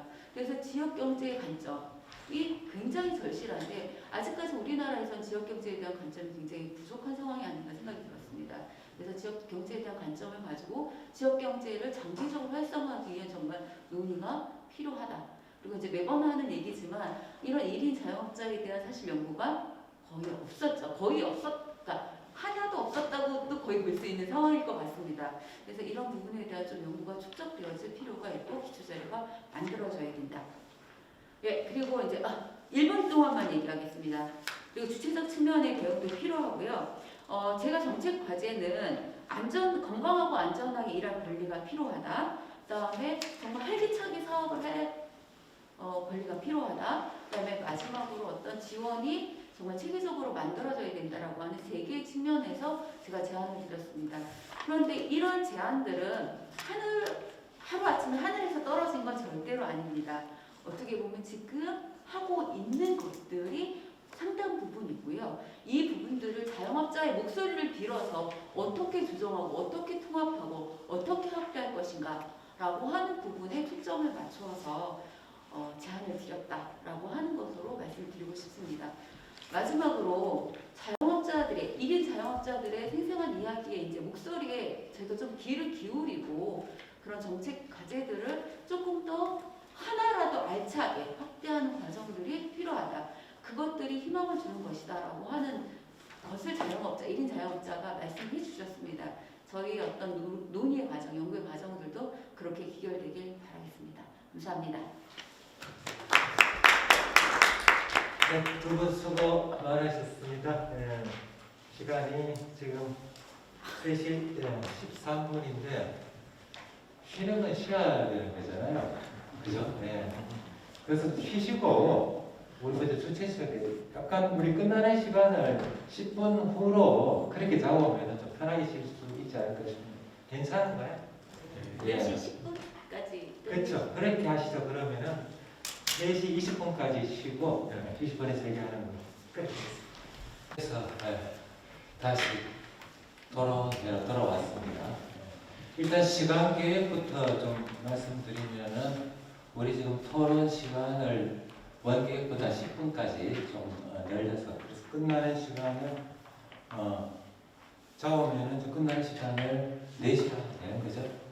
4시로 목표로 해서 그렇게 하도록 하겠습니다. 우리 그 패널 토론 내원이 좀 수고를 해주시기로 되어 있고요. 그렇죠. 순서를 어떻게 할까? 순서를 지금 제일 좀 멀리서 오신 분부터 먼저 시작하고 우리 오 박사님부터 시작하셔서 그 다음에 서 박사님하고 그리고 우리 실제로 관련되는 시정 관련해서 일을 하고 계시는 정덕은 센터장님하고 그리고 마지막에 현장에서의 목소리를 이정식 회장한테 듣는 걸로 그렇게 가도록 하겠습니다. 토론 시간은 우리가 지금 40분 주어졌으니까 우리 각 한 분당 한 7분 정도씩 말씀을 해 주시고 그러고 난 다음에 혹시 플로우에서 말씀하실 거 있는 거 확인하고 그리고 마지막 우리 발제하신 두 분 답하는 걸로 그렇게 진행하도록 하겠습니다. 자, 그럼 마이크를 오 박사님께 넘기겠습니다. 네, 반갑습니다. 소개받은 노상봉입니다.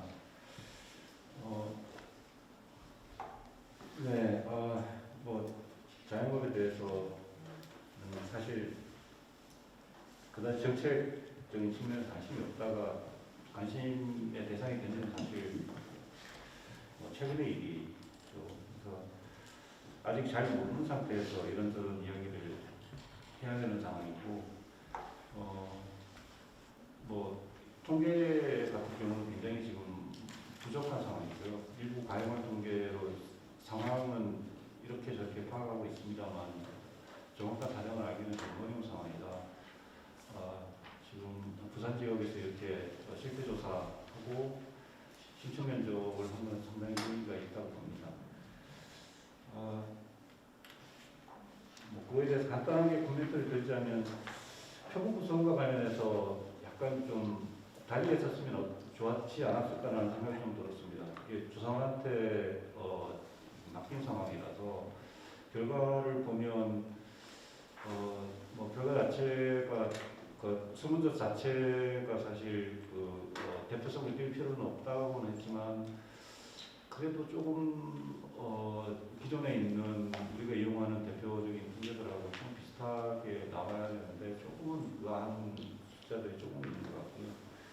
통상적으로는 조사원들한테 맡기지는 않고 정사업체조사에서 샘플링한 영무진에서 직접 샘플링하든 아니면 조사업체에 맡기면 조사업체에서 샘플링한 표를 가지고 이제 조사를 하게 되죠. 그러면 좀 더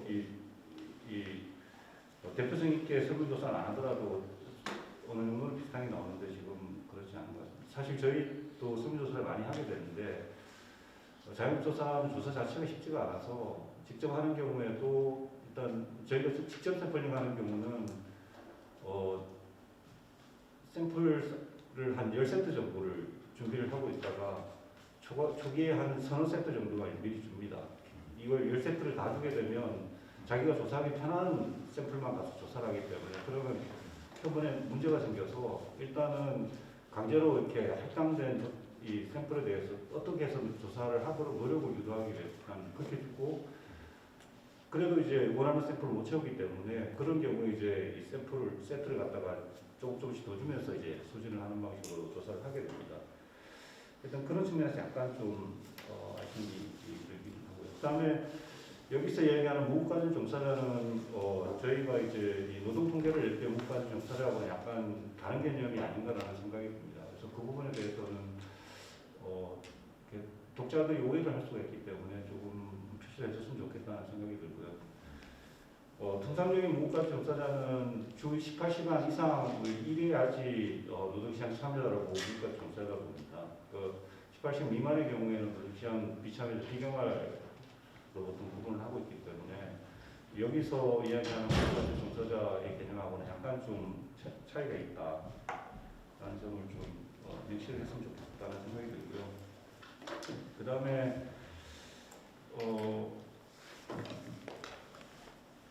노동 강도나 아니면 가출 횟수 같은 게 업종에 따라서 전통시장하고 비전통시장 사이에 좀 편차가 있는 것 같아요. 이게 우리는 왜 이럴까 생각을 해보면 막강한 답은 나오지는 않는다 싶습니다. 이게 업종 특성인지 아니면 자영업자 특성인지 그 해당 사업장의 고객층의 특성인 건지에 대해서 좀 확인이 안 돼서 이런 내용들은 심주면접한테 조금 확인이 됐으면 좋지 않았을까라는 생각이 좀 들고요. 그다음에 고용보험 가입률 같은 게 굉장히 지금 높습니다. 최근 2022년 최근 통계는 고용보험 가입자 숫자가 한 4만 명을 최근 돌파를 했습니다. 그래서 전체 자영업자 숫자를 기준으로 보면 아직도 1%가 안 되죠.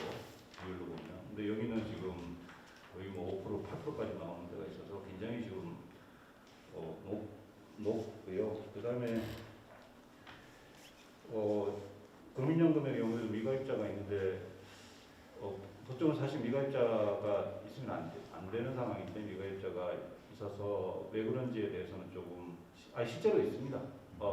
법적으로는 있으면 안 되는데 실제로 존재하는데 이것에 대해서도 면접을 통해서 조금은 좀 확인이 필요하지 않았을까라는 생각이 좀 들고요. 그 다음에 건보의 경우에는 직장가입자가 있어서 이게 실제로 직장가입자인지 아니면 피부환자인지 이런 확인이 좀 필요한 게 아닌가. 그러니까 자영업자들 이제 인터뷰를 해보면은 원칙적으로는 이제 직장가입자가 있으면 안 되는 거죠. 사업장을 운영하고 있기 때문에 취업가입자로 들어가야 되는데 가끔 이제 피부양자인 경우가 있어요. 이게 자기 사업장을 갖다가 배우자 이름으로 등록을 해놓고 그냥 피부양자로 들어가 있는 분들이 가끔 있습니다. 그래서 이런 것에 대한 확인은 좀 필요한 게 아닌가라는 생각이 들고요. 그 다음에 아까 발표를 하실 때 사회안전망 임금근로자 유지도 돼 있다고 말씀하셨는데 약간 좀 오해가 있지 않는가라는 생각이 듭니다. 왜냐하면 기본적으로 이제 사회연맹이 역사적으로 유로에서 만들어지고 했을 때를 보면 뭐 이 조합 위주로 이제 초기 시작된 측면도 있기 때문에 그렇게 볼 수도 있겠지만 실제로 지금 운영하고 있는 우리나라의 사회연맹은 임금구조자 위주로 되어 있는 건 아닙니다. 기본적으로 이렇게 사회보험이라는 건 그 보호를 해야 될 어떤 이유가 있기 때문에 그걸 보호하기 위해서 설계가 된 거고, 뭐 자영업자든 임금근로자든 나이가 드는 거기 때문에 노령에 으로 인한 경제 손실을 보호하기 위해서 국민연금 있는 거고, 그 급여를 주기 위해서 사실 보험료를 걷는데, 보험료는 어떤 방식으로 걷어도 사실 상관은 없어요. 사회적으로 수용한 방식으로 걷어야 되지만 역사적으로 지금 만들어진 방식 때문에 우리가 그걸 따라서 지금 어느 정도 설계가 되어 있는 거고, 건보의 경우에 그 예를 들었지만 건보도 똑같습니다. 건보도 누구나 아플 수 있기 때문에 건보에 급여를 주도록 하고 있고, 이거는 뭐 임금근로자나 자영업자 급여를 하고 있지는 않지만 이 돈이 드는 문제니까 어떤 식으로든 보험료를 걷어야 되고, 보험료를 걷는 방식에 차이가 발생하는데, 걷는 방식에 차이가 발생한다고 해서 이 차별적이라고 단언하기 좀 어렵습니다. 실제로 이제 보험 재정 측면에서 보면은 임금근로자에 비해서 자영업자들이 급여에 비해서 보험료를 많이 내는 건 아닙니다. 그래서 차별적이라고 단언하기는 좀 어려운 측면이 있고요. 고용보험의 경우에는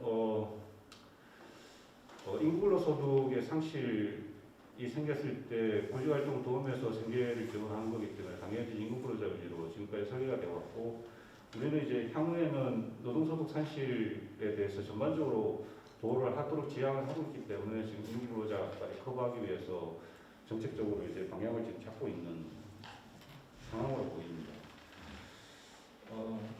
그다음에 하여튼 뭐 여러 가지 정책 지원 중에 좋은 정책 지원들이긴 한데, 이게 거기서 제안하는 방식이 조금은 약간 좀 파이닝을 좀 해야 되지 않을까라는 생각이 듭니다. 약간 좀 거칠다는 생각이 들고요. 그다음에 이를테면 뭐 건보의 피반자 요건이나 이런 것들은 이 건강보험 제도라는 제도의 특성, 그리고 제도의 지향점 이런 걸 생각하면 여기서 제안하고 있는 건 완전히 그거에 역행을 하고 있는 거기 때문에 사실상 조금만 생각해 보면 이런 방식이 아니고 다른 방식의 제안을 할 수는 없을 거라는 생각이 듭니다. 사실 원칙적으로 피부양자는 있으면 안 돼요. 왜냐하면 이 건강보험이라는 아프면은 급여를 받는 상황이잖아요. 그래서 누구나 똑같이 현물급여를 받는 거기 때문에 이런 상황에서는 기여의 형평성이 굉장히 중요합니다. 기여의 형평성.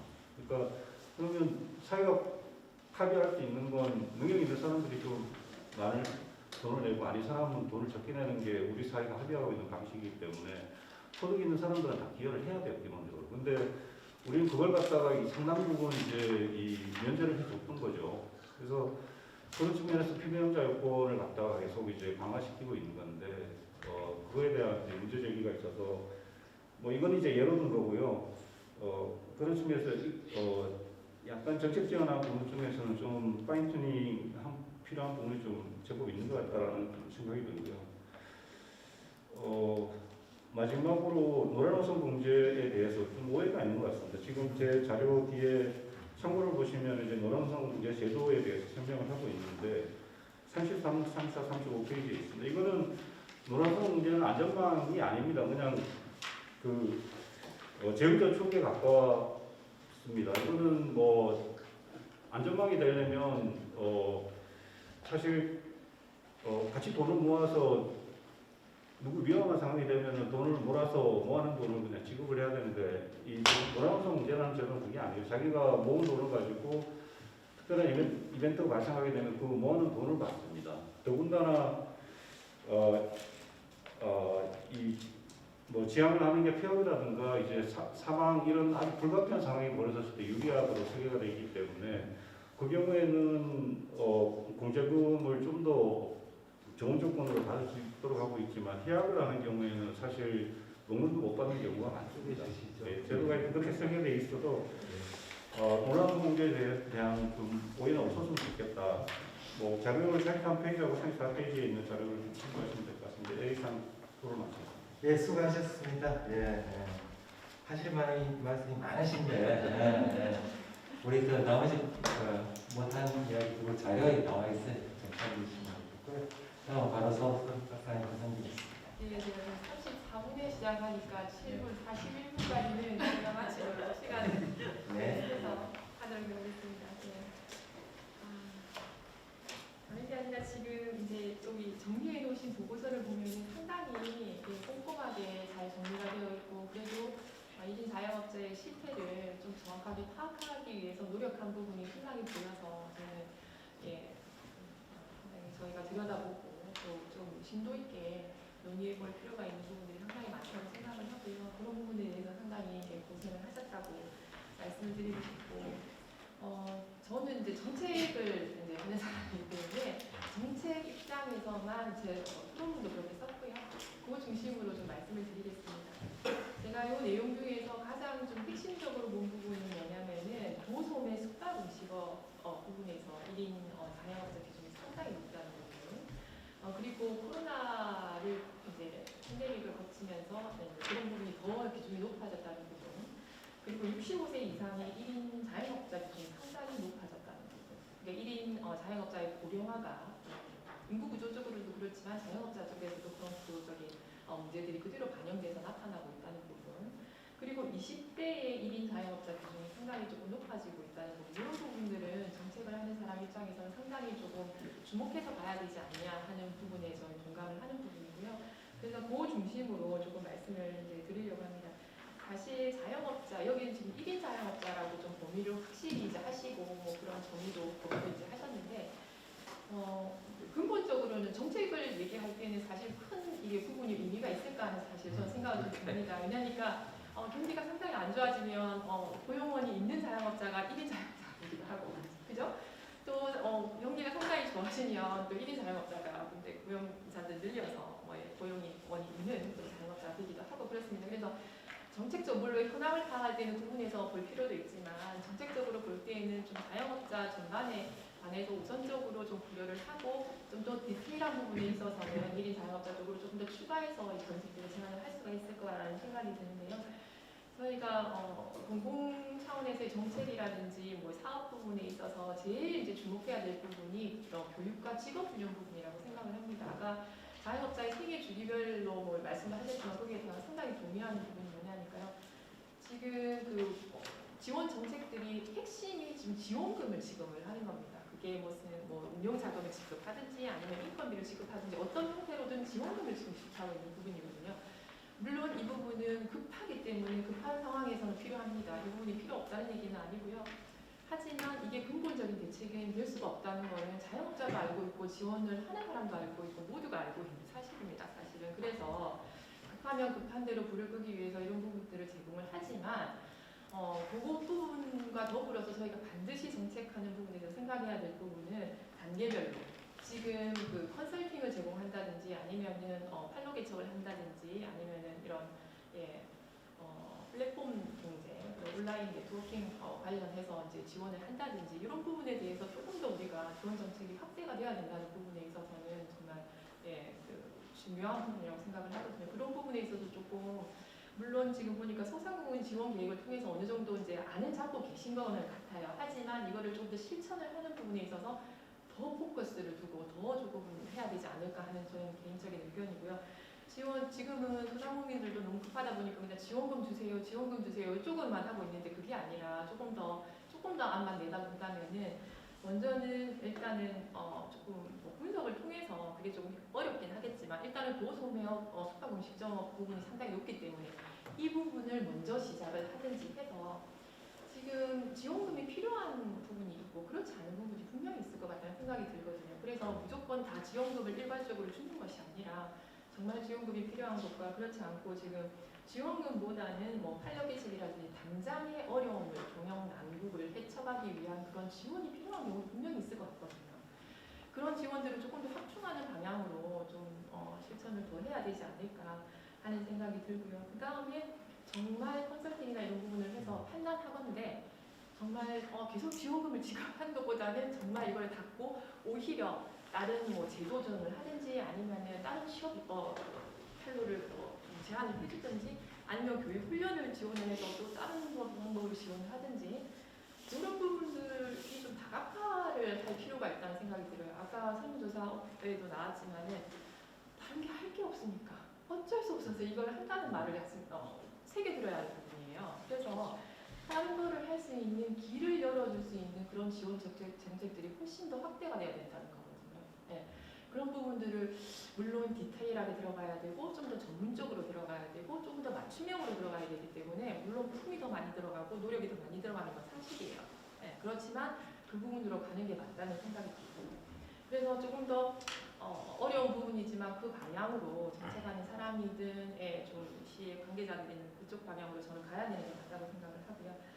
그리고 공공 부분에서 가장 할 수 있는 게 이런 기관별 네트워킹이라든지 전문가 지원이라든지 컨설팅이라든지 그리고 조금 교육 훈련 부분에 있어서 공공 부분에서 훨씬 더 이런 지원을 많이 해줘야 된다고 생각을 합니다. 그 부분이 공공 부분만이 할 수 있는 주요 부분이기도 하고요. 그런 차원에서 저희 여기 토론문에도 썼지만 좀 연령별로, 그 다음에 또 업종별로, 또 이제 뭐 경험별로 그런 부분들을 좀 구분을 해서 이런 부분들이 좀 컨설팅이 들어가고 교육 훈련이 되어야 되지 않을까 하는 생각이 들고 그리고 이런 부분을 마지막으로 정말 이제 정말 어쩔 수 없이 문을 닫아야 했을 텐데 이런 사회 안전망이라는 것도 같이 구비가 돼야 되는 건 사실입니다.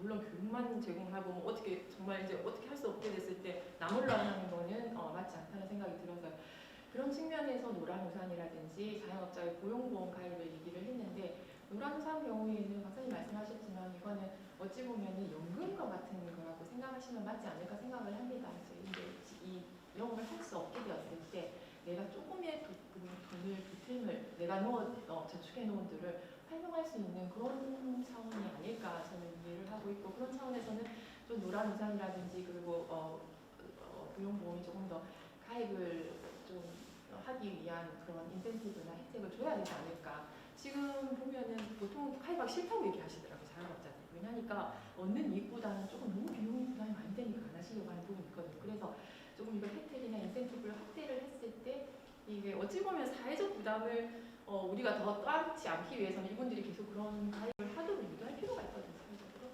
그런 측면에서 좀 접근을 하면 좋지 않을까 하는 생각이고 고용보험 그 가입률이라든지 이런 부분들이 조금 근로자들하고 같이 맞춰져야 되는 부분이 있는 거는 같습니다. 그런 디테일한 부분들은 조금 수정이 필요하다는 생각이 듭니다. 이상입니다. 이제 1분 초반입니다. 네, 수고하셨습니다. 네. 이어서 우리 정 학사장님 부탁드리겠습니다. 네, 먼저 저희는 연구기관이 아닙니다. 저희는 이제 이런 어떤 예산을 가지고 실제로 소상공인분들을 좀 만나고 이를 집행하는 그런 단계 업무를 하기 때문에 이런 연구 자료들 이런 것들이 저희들에게 굉장히 많은 도움이 됐습니다. 그래서 이런 자료 빌어서 좀 감사를 드리고요. 사실 이제 자영업자 노동인권 이 부분은 저희들도 좀 그렇게 크게 고려하지 못했었던 그런 부분들이 있습니다. 그래서 이 기회를 통해서 저희들도 그런 부분들이 어떤 지원이 있을까 살펴보니 부산시에서는 이런 소상공인 행복복지라고 해서 건강검진 지원하는 사업이 있고요. 그리고 영세 소상공인분들의 고용보험이나 산재보험을 가입을 하면은 그 금액의 일부를 저희가 좀 지원해드리는 것도 있고, 또 이제 좀 소상공인분들이 좀 폐업을 했을 경우에 좀 다시 재개를 할 수 있도록 전국 폐업이라든지 이런 걸 돕는 그런 정도 지원이 있습니다. 또 정부에서도 비슷합니다. 희망 리턴 패키지라고 해서 저희가 하는 그 폐업 지원이나 또는 그 1인 자영업자 고용보험료 지원 이런 것들이 있습니다. 근데 이제 전체 소상공인들 자영업자 이런 지원 규모에 비해서는 사실 이제 이런 지금 노동인권에 대해서는 좀 지원 규모가 작은 게 사실인데요. 아까 우리 이혜정 박사님께서도 말씀하셨습니다만은 먼저 이제 이게 사업체냐 아니면 노동자냐 그런 부분들을 저희가 좀 고려를 했을 때 사실 그동안 이 소상공인분들 또 자영업자들 노동자라기보다는 정책적으로 보통 사업자로 많이 봅니다. 그렇기 때문에 사업자는 어쨌든 돈이 잘 벌려야 되고 잘 돌아가야 되고 그런 쪽으로 좀 집중을 했던 것들이 좀 사실이고요. 그리고 또 이제 소상공인분들, 그러면 이제 우리 1인 자영업자분들 입장에서도 이 노동이 곧 돈으로 이제 연결이 됩니다. 그래서 내가 이제 뭐 우리가 소위 말해서 내가 먹고 살기 바쁜데 내가 이제 일을 쉬고 내가 좀 내 노동 여가를 즐기면 그게 다 손해로 오는데 그것을 어떻게 하느냐. 그래서 노동권익 실현을 위해서는 또 스스로 이제 지출이나 소득 감소를 또 감안해야 되는 그런 문제점이 있고요. 또 이제 뭐 지원 효과성 문제들 있습니다. 그래서 이분들이 뭐 어떤 지원, 교육이라든지 어떤 뭐 건강관리, 여가 이런 것들을 위해서는 뭐 해당 기간 영업을 또 중단해야 되는 그런 문제들. 또 그리고 하나 이제 마지막으로 신청 자체가 좀 복잡합니다.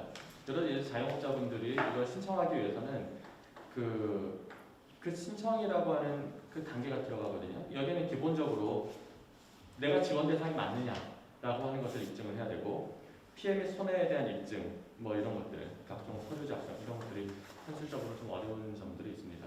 뭐 예전에 그 저희 우리 코로나19로 인한 그 피해 보상 때도 이게 뭐 선별 지원을 해야 되느냐 아니면 뭐 다 같이 보편 지원을 해야 되느냐 그런 논쟁들이 많이 있었지 않습니까?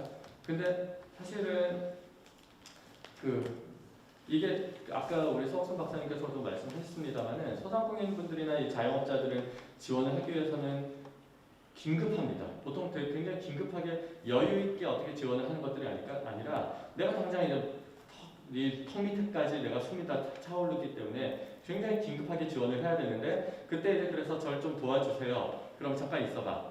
뭐 죄송한데 제가 표현을 그냥 있는 그대로 쓸게요. 당신보다 더 어려운 데가 있을 수 있으니 좀 기다려 보세요. 그래 다 모아가지고 누가 더 어렵나 이거를 가지고 판단하기 현실적으로 가능하느냐 이런 저희들은 실제 집행을 하다 보니까 그런 문제들이 있습니다.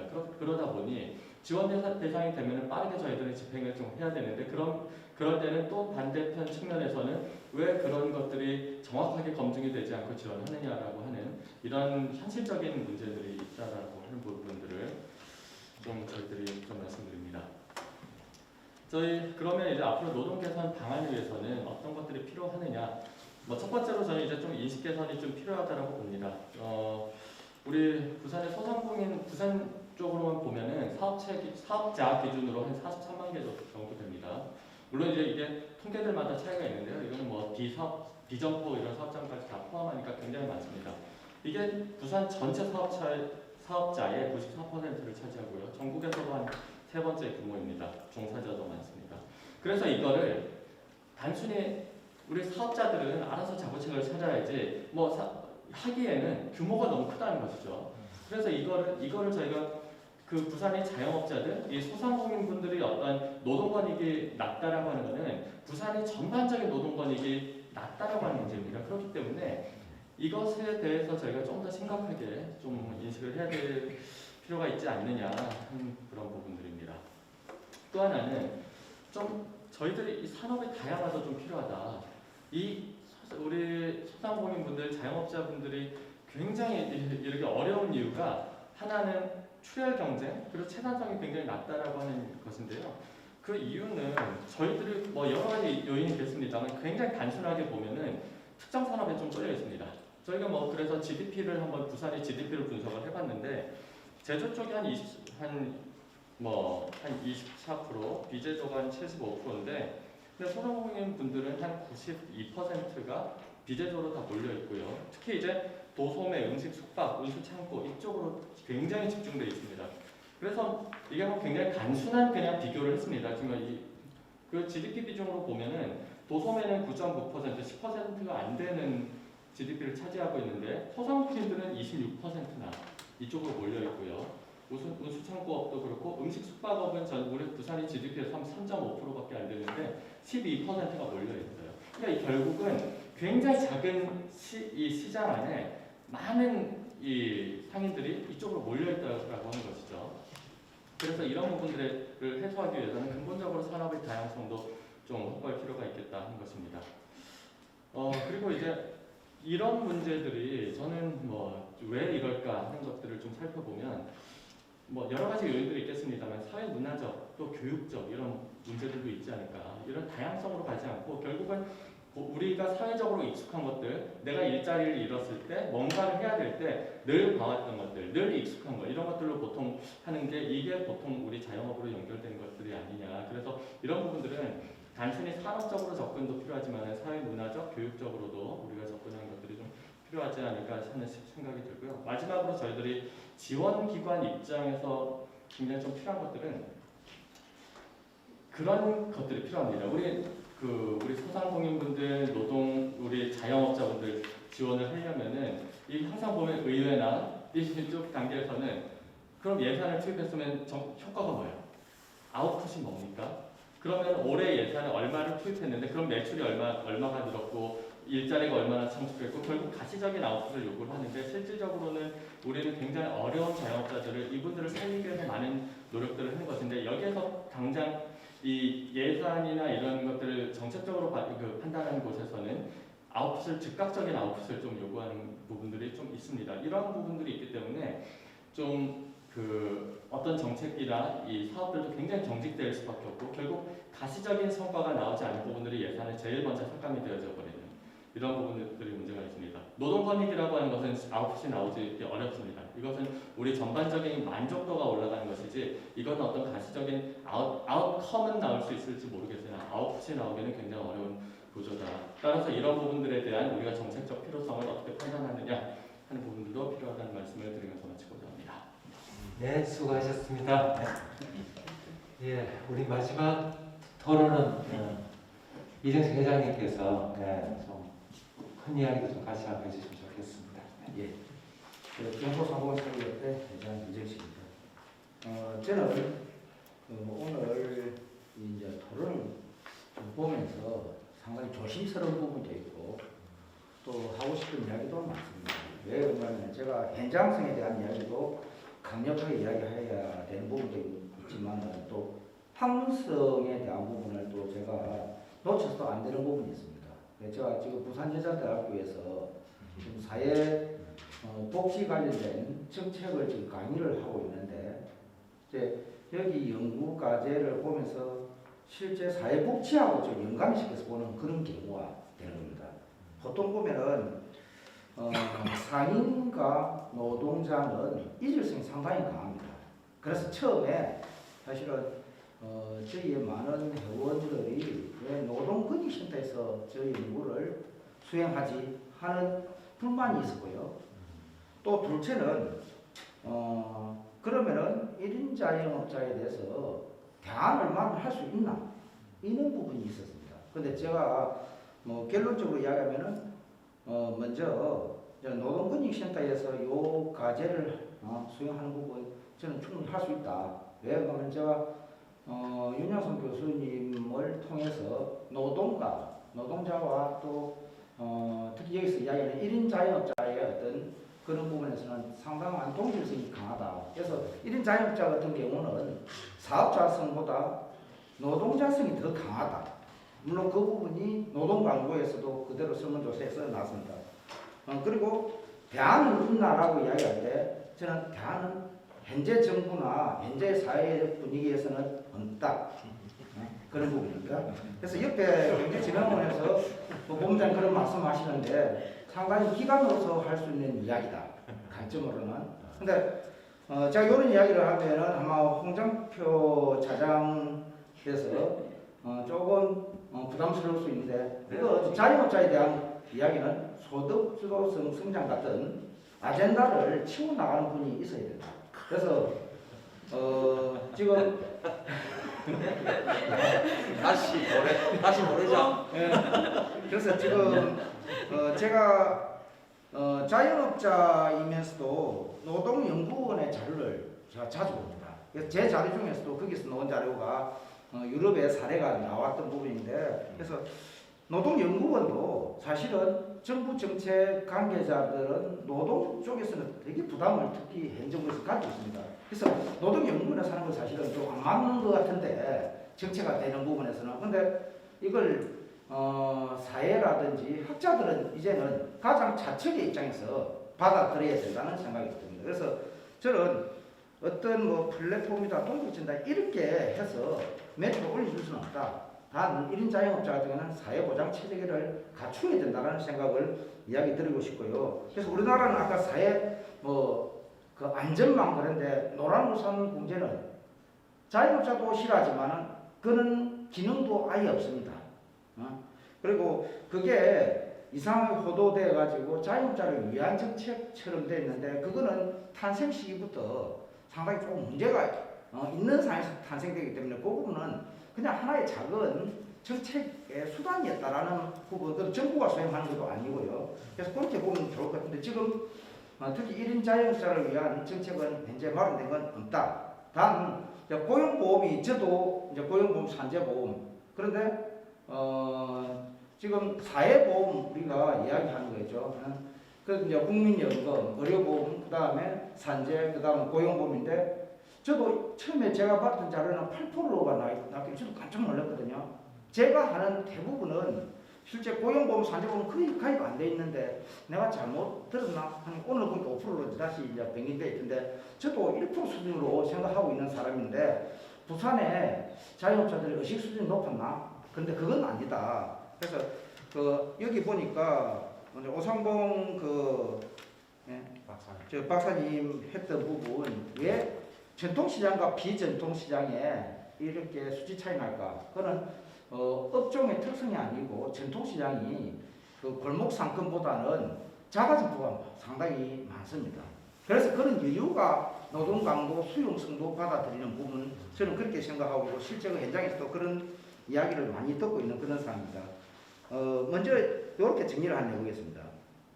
자영업자 특성을 먼저 좀 한번 보시면 좋을 건데 자영업자는 되게 폐쇄성입니다. 그래서 이 조사가 사실은 저는 자영업자의 이제 정책적인 어떤 그런 걸 지원할 수 있는 방안을 마련한다고 하는데 사실은 쉽지 않은 과정에서 그러면은 노동 실태가 어떻고 생활 실태가 어떤가 그 1인 자영업자를 상대하는 그런 부분에 상당히 의미가 상당히 크다. 그래서 이걸 토대로 앞으로는 조금 더 자책의 입장에서 공부를 좀 하셔야 된다는 생각을 좀 하는 부분입니다. 그러면은 이 자영업자들은 이 설문조사를 통해서 알 수 있는 우리 수치가 신뢰할 수 있냐? 매출, 소득, 부채 가장 민감한 겁니다. 그리고 또 매출을 드러냈을 때 자기가 부담해야 되는 세금에 대한 고민을 하는 어떤 그런 상황입니다. 그래서 폐쇄성을 먼저 인정을 좀 해야 되는 부분이고 거기다 가족 관계까지 물으면은 상당히 민낯을 드러내기 때문에 쉽지 않은 연구였다. 저는 그렇게 생각합니다. 그리고 이질성은 자영업자는 노동자와의 이질성도 강하지만 업종 간의 이질성도 되게 강합니다. 그래서 자기 주장도 또 강하기도 하고요. 또 여러 가지 복합적인 문제가 있는데 이런 부분을 통해서 저는 자영업자의 지금 현재 상황 이걸 유지를 할 수 있는 방법이 있는지 첫째 한번 봐야 된다. 1인 자영업자 같은 경우.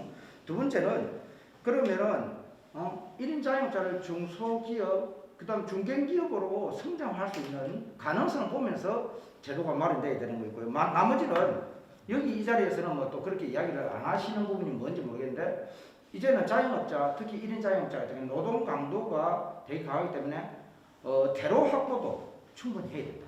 그 대로 확보는 제가 글 적어놓은 부분 프랑스의 어떤 사례를 들었는데 결국 고용보험을 통해서 그 직업 전환을 할 수 있는 그런 게 바로 직업 전환을 가면은 절대 갈 수가 없습니다. 근데 자영업이 가장 싫어하는 게 사실은 지금 고용보험이거든요. 그래서 젊은 층들이 실업수당을 통해서 나가는 거에 대한 불만이 특히 많습니다. 그리고 그분들은 그런 생각을 합니다. 면접을 보러 온다고 했다가 대부분 안 오면서 역으로 피해를 입는 경우가 많기 때문에 근데 1인 자영업자는 반대로 그런 정책을 마련할 필요가 있다. 그래서 세 가지로 보면은 결국은 정부나 지자체에 지금 간성에서 벗어나지 못하면 1인 자영업자 여기 오늘 대안을 아무리 잘 내놔도 저는 마련하기 어렵다. 그래서 사회보장 체계를 우리나라는 사회보장 이야기하는데 지금 서구 유럽에는 사회적 보호라는 표현을 쓰지 않습니까? 그래서 1인 자영업자만큼은 사회적 보호, 사회보장 체계를 말하는 게 치료받다. 오늘 시작이 오늘 이 자리다. 저는 그렇게 생각했습니다. 예, 수고 많으셨습니다. 예, 네 번 토론 의견도 잘 들었고요. 시간이 2분 남았네요. 그러면 10초씩만 진짜 10초씩만. 예. 그러니까 이 많은 이야기 중에서 꼭 하시고 싶은 말씀 딱 한마디씩만 하셔야 될 것 같습니다. 먼저 그러고 프로에서 자 혹시 하실 분? 예. 예. 자 먼저 두 번째 여러분이 하시겠습니까? 제가 먼저 하고 예.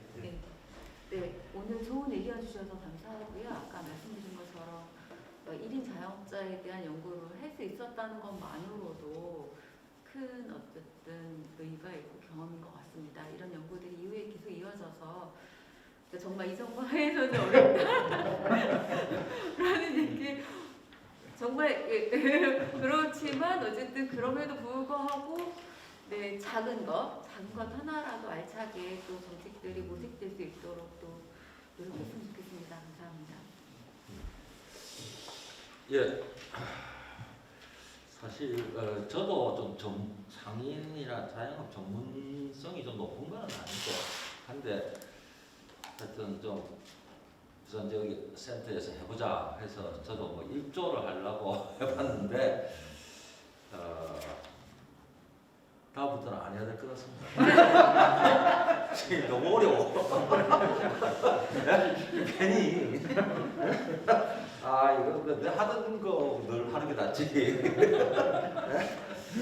그리고 글쎄 저도 뭐 하면 또 열심히 하는데 상인 연구 이런 게 사실은 노동연구원만 조금 있고 그죠? 너무 없어요. 뭐 유통업 쪽에 가면 아무것도 없어. 그래서 예를 들면 뭐 아까 실태조사 결과에 뭐 나온 거 이유가 뭐냐 이러는데 해석할 수가 없어요. 뭐 인과관계 규명해갖고 이런 게 없기 때문에. 그래서 또 나도 그냥 드는 생각을 적어놓고 이럴 수는 없잖아요. 그래서 이런 거는 향후 과제로 넘겨야 되겠고, 제가 오늘 오류로 여기 정부 소상공인을 지원받은 경험 정부의 노란우산 공제는 이거 빼야 되겠어요. 딴 표로 옮기고. 정부가 사실은 아니고 정부가 굉장히 미약하게 개입해서 만들었지만 이거 정부의 뭐 제도다 이렇게 말할 수가 없을 것 같아요. 오늘 좀 확실하게 제가 좀 이해를 했고요. 어떻든 뭐 아까 폐업 지원 이야기도 많이 하는데 폐업보다는 테러 지원 이런 쪽에서 좀 사고를 적극적으로 하고 하는 게 훨씬 현실적이고 자영업 그건 그렇잖아요. 장기적으로는 점점 어렵죠. 자영업이. 그러면서 고령화도 되고. 그래서 장기적으로는 사실 자본주의 사회의 기본은 노동자잖아요. 그렇게 전환이 되라 이제 이런 건데 정부도 당연히 구조조정 대상이라고 생각하고 있습니다. 기본은. 저도 그렇게 알고 있어요. 왜 이런 계속 있는데 노동자로 가지 이런 건데 갈 자리도 마땅치 않고 뭐 여러 가지 사정들이 있고 그런 거죠. 그 장기적으로야 뭐 테러를 열고 좀 하지만 단기적으로는 또 뭔가 또 해야 되는 게 또 일이잖아요.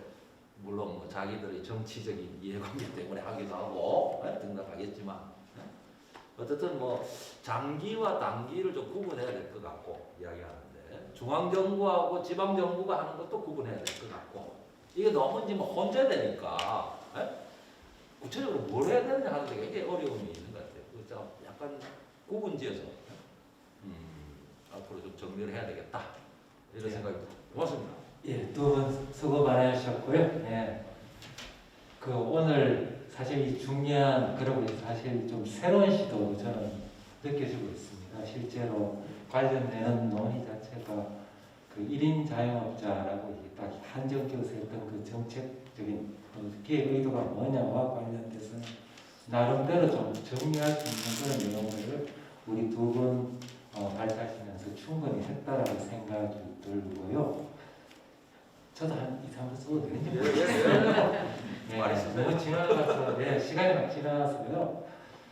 저는 우리 그 아까 이정식 회장님 그 이야기 좀 하셨는데 그런 생각이 좀 듭니다. 우리 한국 사회에서 그리고 우리 발제자도 말씀하셨는데 일종의 이제 한국 사회 경제의 커다란 바로미터가 자영업인 것 같습니다. 실제로 자영업을 보고 있으면은 그 변화상을 다 알 수 있고요. 그 속에서 최근 몇 년 사이에서는 사실 저는 그렇게 바라보거든요. 자영업 대책이라는 게 사실은 우리 국민들 그리고 지자체 정부가 이제서야 보기 시작했다. 그 이전까지는 그냥 사실상 정책이라고 보기 힘든 그런 어떤 상황이었었고 또 그 모습 그 자체는 저는 우리 국민들도 자영업에 대한 뭔가 지속적인 사실 코로나 대책이 아니라 지속적인 어떤 대책이 필요하다라는 것들을 알게 된 거고요. 그리고 더더욱이 저는 실제로 이제 그 자영업 하시는 분들을 면담하고 그다음에 같이 토론하면서 자영업 하시는 분 안에서도 그 이야기가 나오는 것 같습니다. 특히 이제 우리 지자체나 정부의 지원은 어떻게든 제도권 안으로 들어와야지 지원이 가능하지 않습니까? 우리 센터장님도 말씀하셨듯이. 그래서 그동안에는 관련돼서 당신 뭐 매출이 얼마야, 소득이 얼마고 굉장히 부정적이었던 것 같습니다. 근데 관련돼서 여러 지원들이 들어가면서 내가 이렇게 나의 정보들을 제공했을 때 지원 대상이 된다는 그런 중요한 교훈을 아마 얻지 않았을까라고 생각을 하게 되고요. 그리고 오늘 이 주제와 관련돼서는 실질적으로 그 노동자성이냐 그리고 사업자성이냐 관련돼서 그 조금 이런 식으로도 볼 수 있지 않을까. 그동안 보고 있던 노동자성의 범위를 우리 두 번 발제자께서 넓히고자 했다라고 생각한다면 약간 넓혀질 수 있는 부분은 분명히 있지 않겠느냐는 생각은 듭니다. 관련돼서 노동자성과 관련돼서는 실질적으로 우리가 관련되는 사회안전망의 범위를 그동안 특히 고용보호, 그 다음에 산재보험을 지나치게 좁혀왔던 것들을 더 넓힐 수가 있었고 그리고 중앙정부의 경우에 아까 소득지원 이야기하셨는데 중앙정부에서도 소득지원을 그동안의 전통적인 근로자에서 더 나아가서 사실은 자영업까지 넓혀놨는데 실제로 예컨대 대표적으로 근로장려금 같은 거 넓혀놨습니다만 여전히 제도가 미진하고요. 그 속에 아주 중요한 걸림돌들이 자영업의 특성을 특히 오늘 하고 있는 이런 고정사업장을 갖고 있는 경우에 너무나 허들이 많죠. 특히 대표적으로 많은 경우에 지금 자산을 보고 있지 않습니까? 자산을 기준으로 우리 전통적으로 복지하신 분들은 잘 알고 계시지만 그 자산 속에서 오늘도 발표가 되었습니다만 순자산은 마이너스도 많이 나올 거예요. 근데 그걸 전통적인 자산 기준으로 계속해서 그 커트라인으로 사실 걸러내버리니까 사실상 자영업자 중에서 특허나 플랫폼 같은 경우에는 지원을 받을 수 있지만 우리 보정사업자 갖고 있는 경우는 굉장히 어렵다. 이런 부분에 대해서 사실 지속적으로 제도 개선이 필요한 이런 부분들을 발굴해내는 그 자체들은 사실상 오늘 아마 이 노동자성과 관련된 그런 문제가 아닐까 생각을 하고 있고요.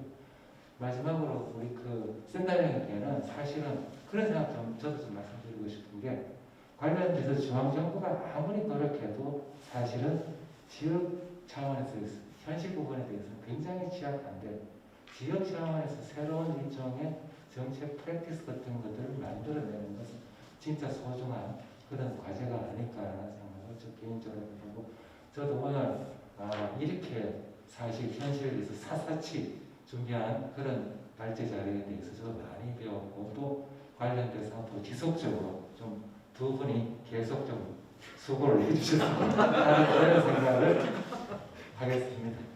자, 시간 8분인데 오늘 이걸로 모든 토론회를 마치도록 하겠습니다. 다들 수고 많으셨습니다. 예, 모두 고생하셨습니다. 그래도 우리가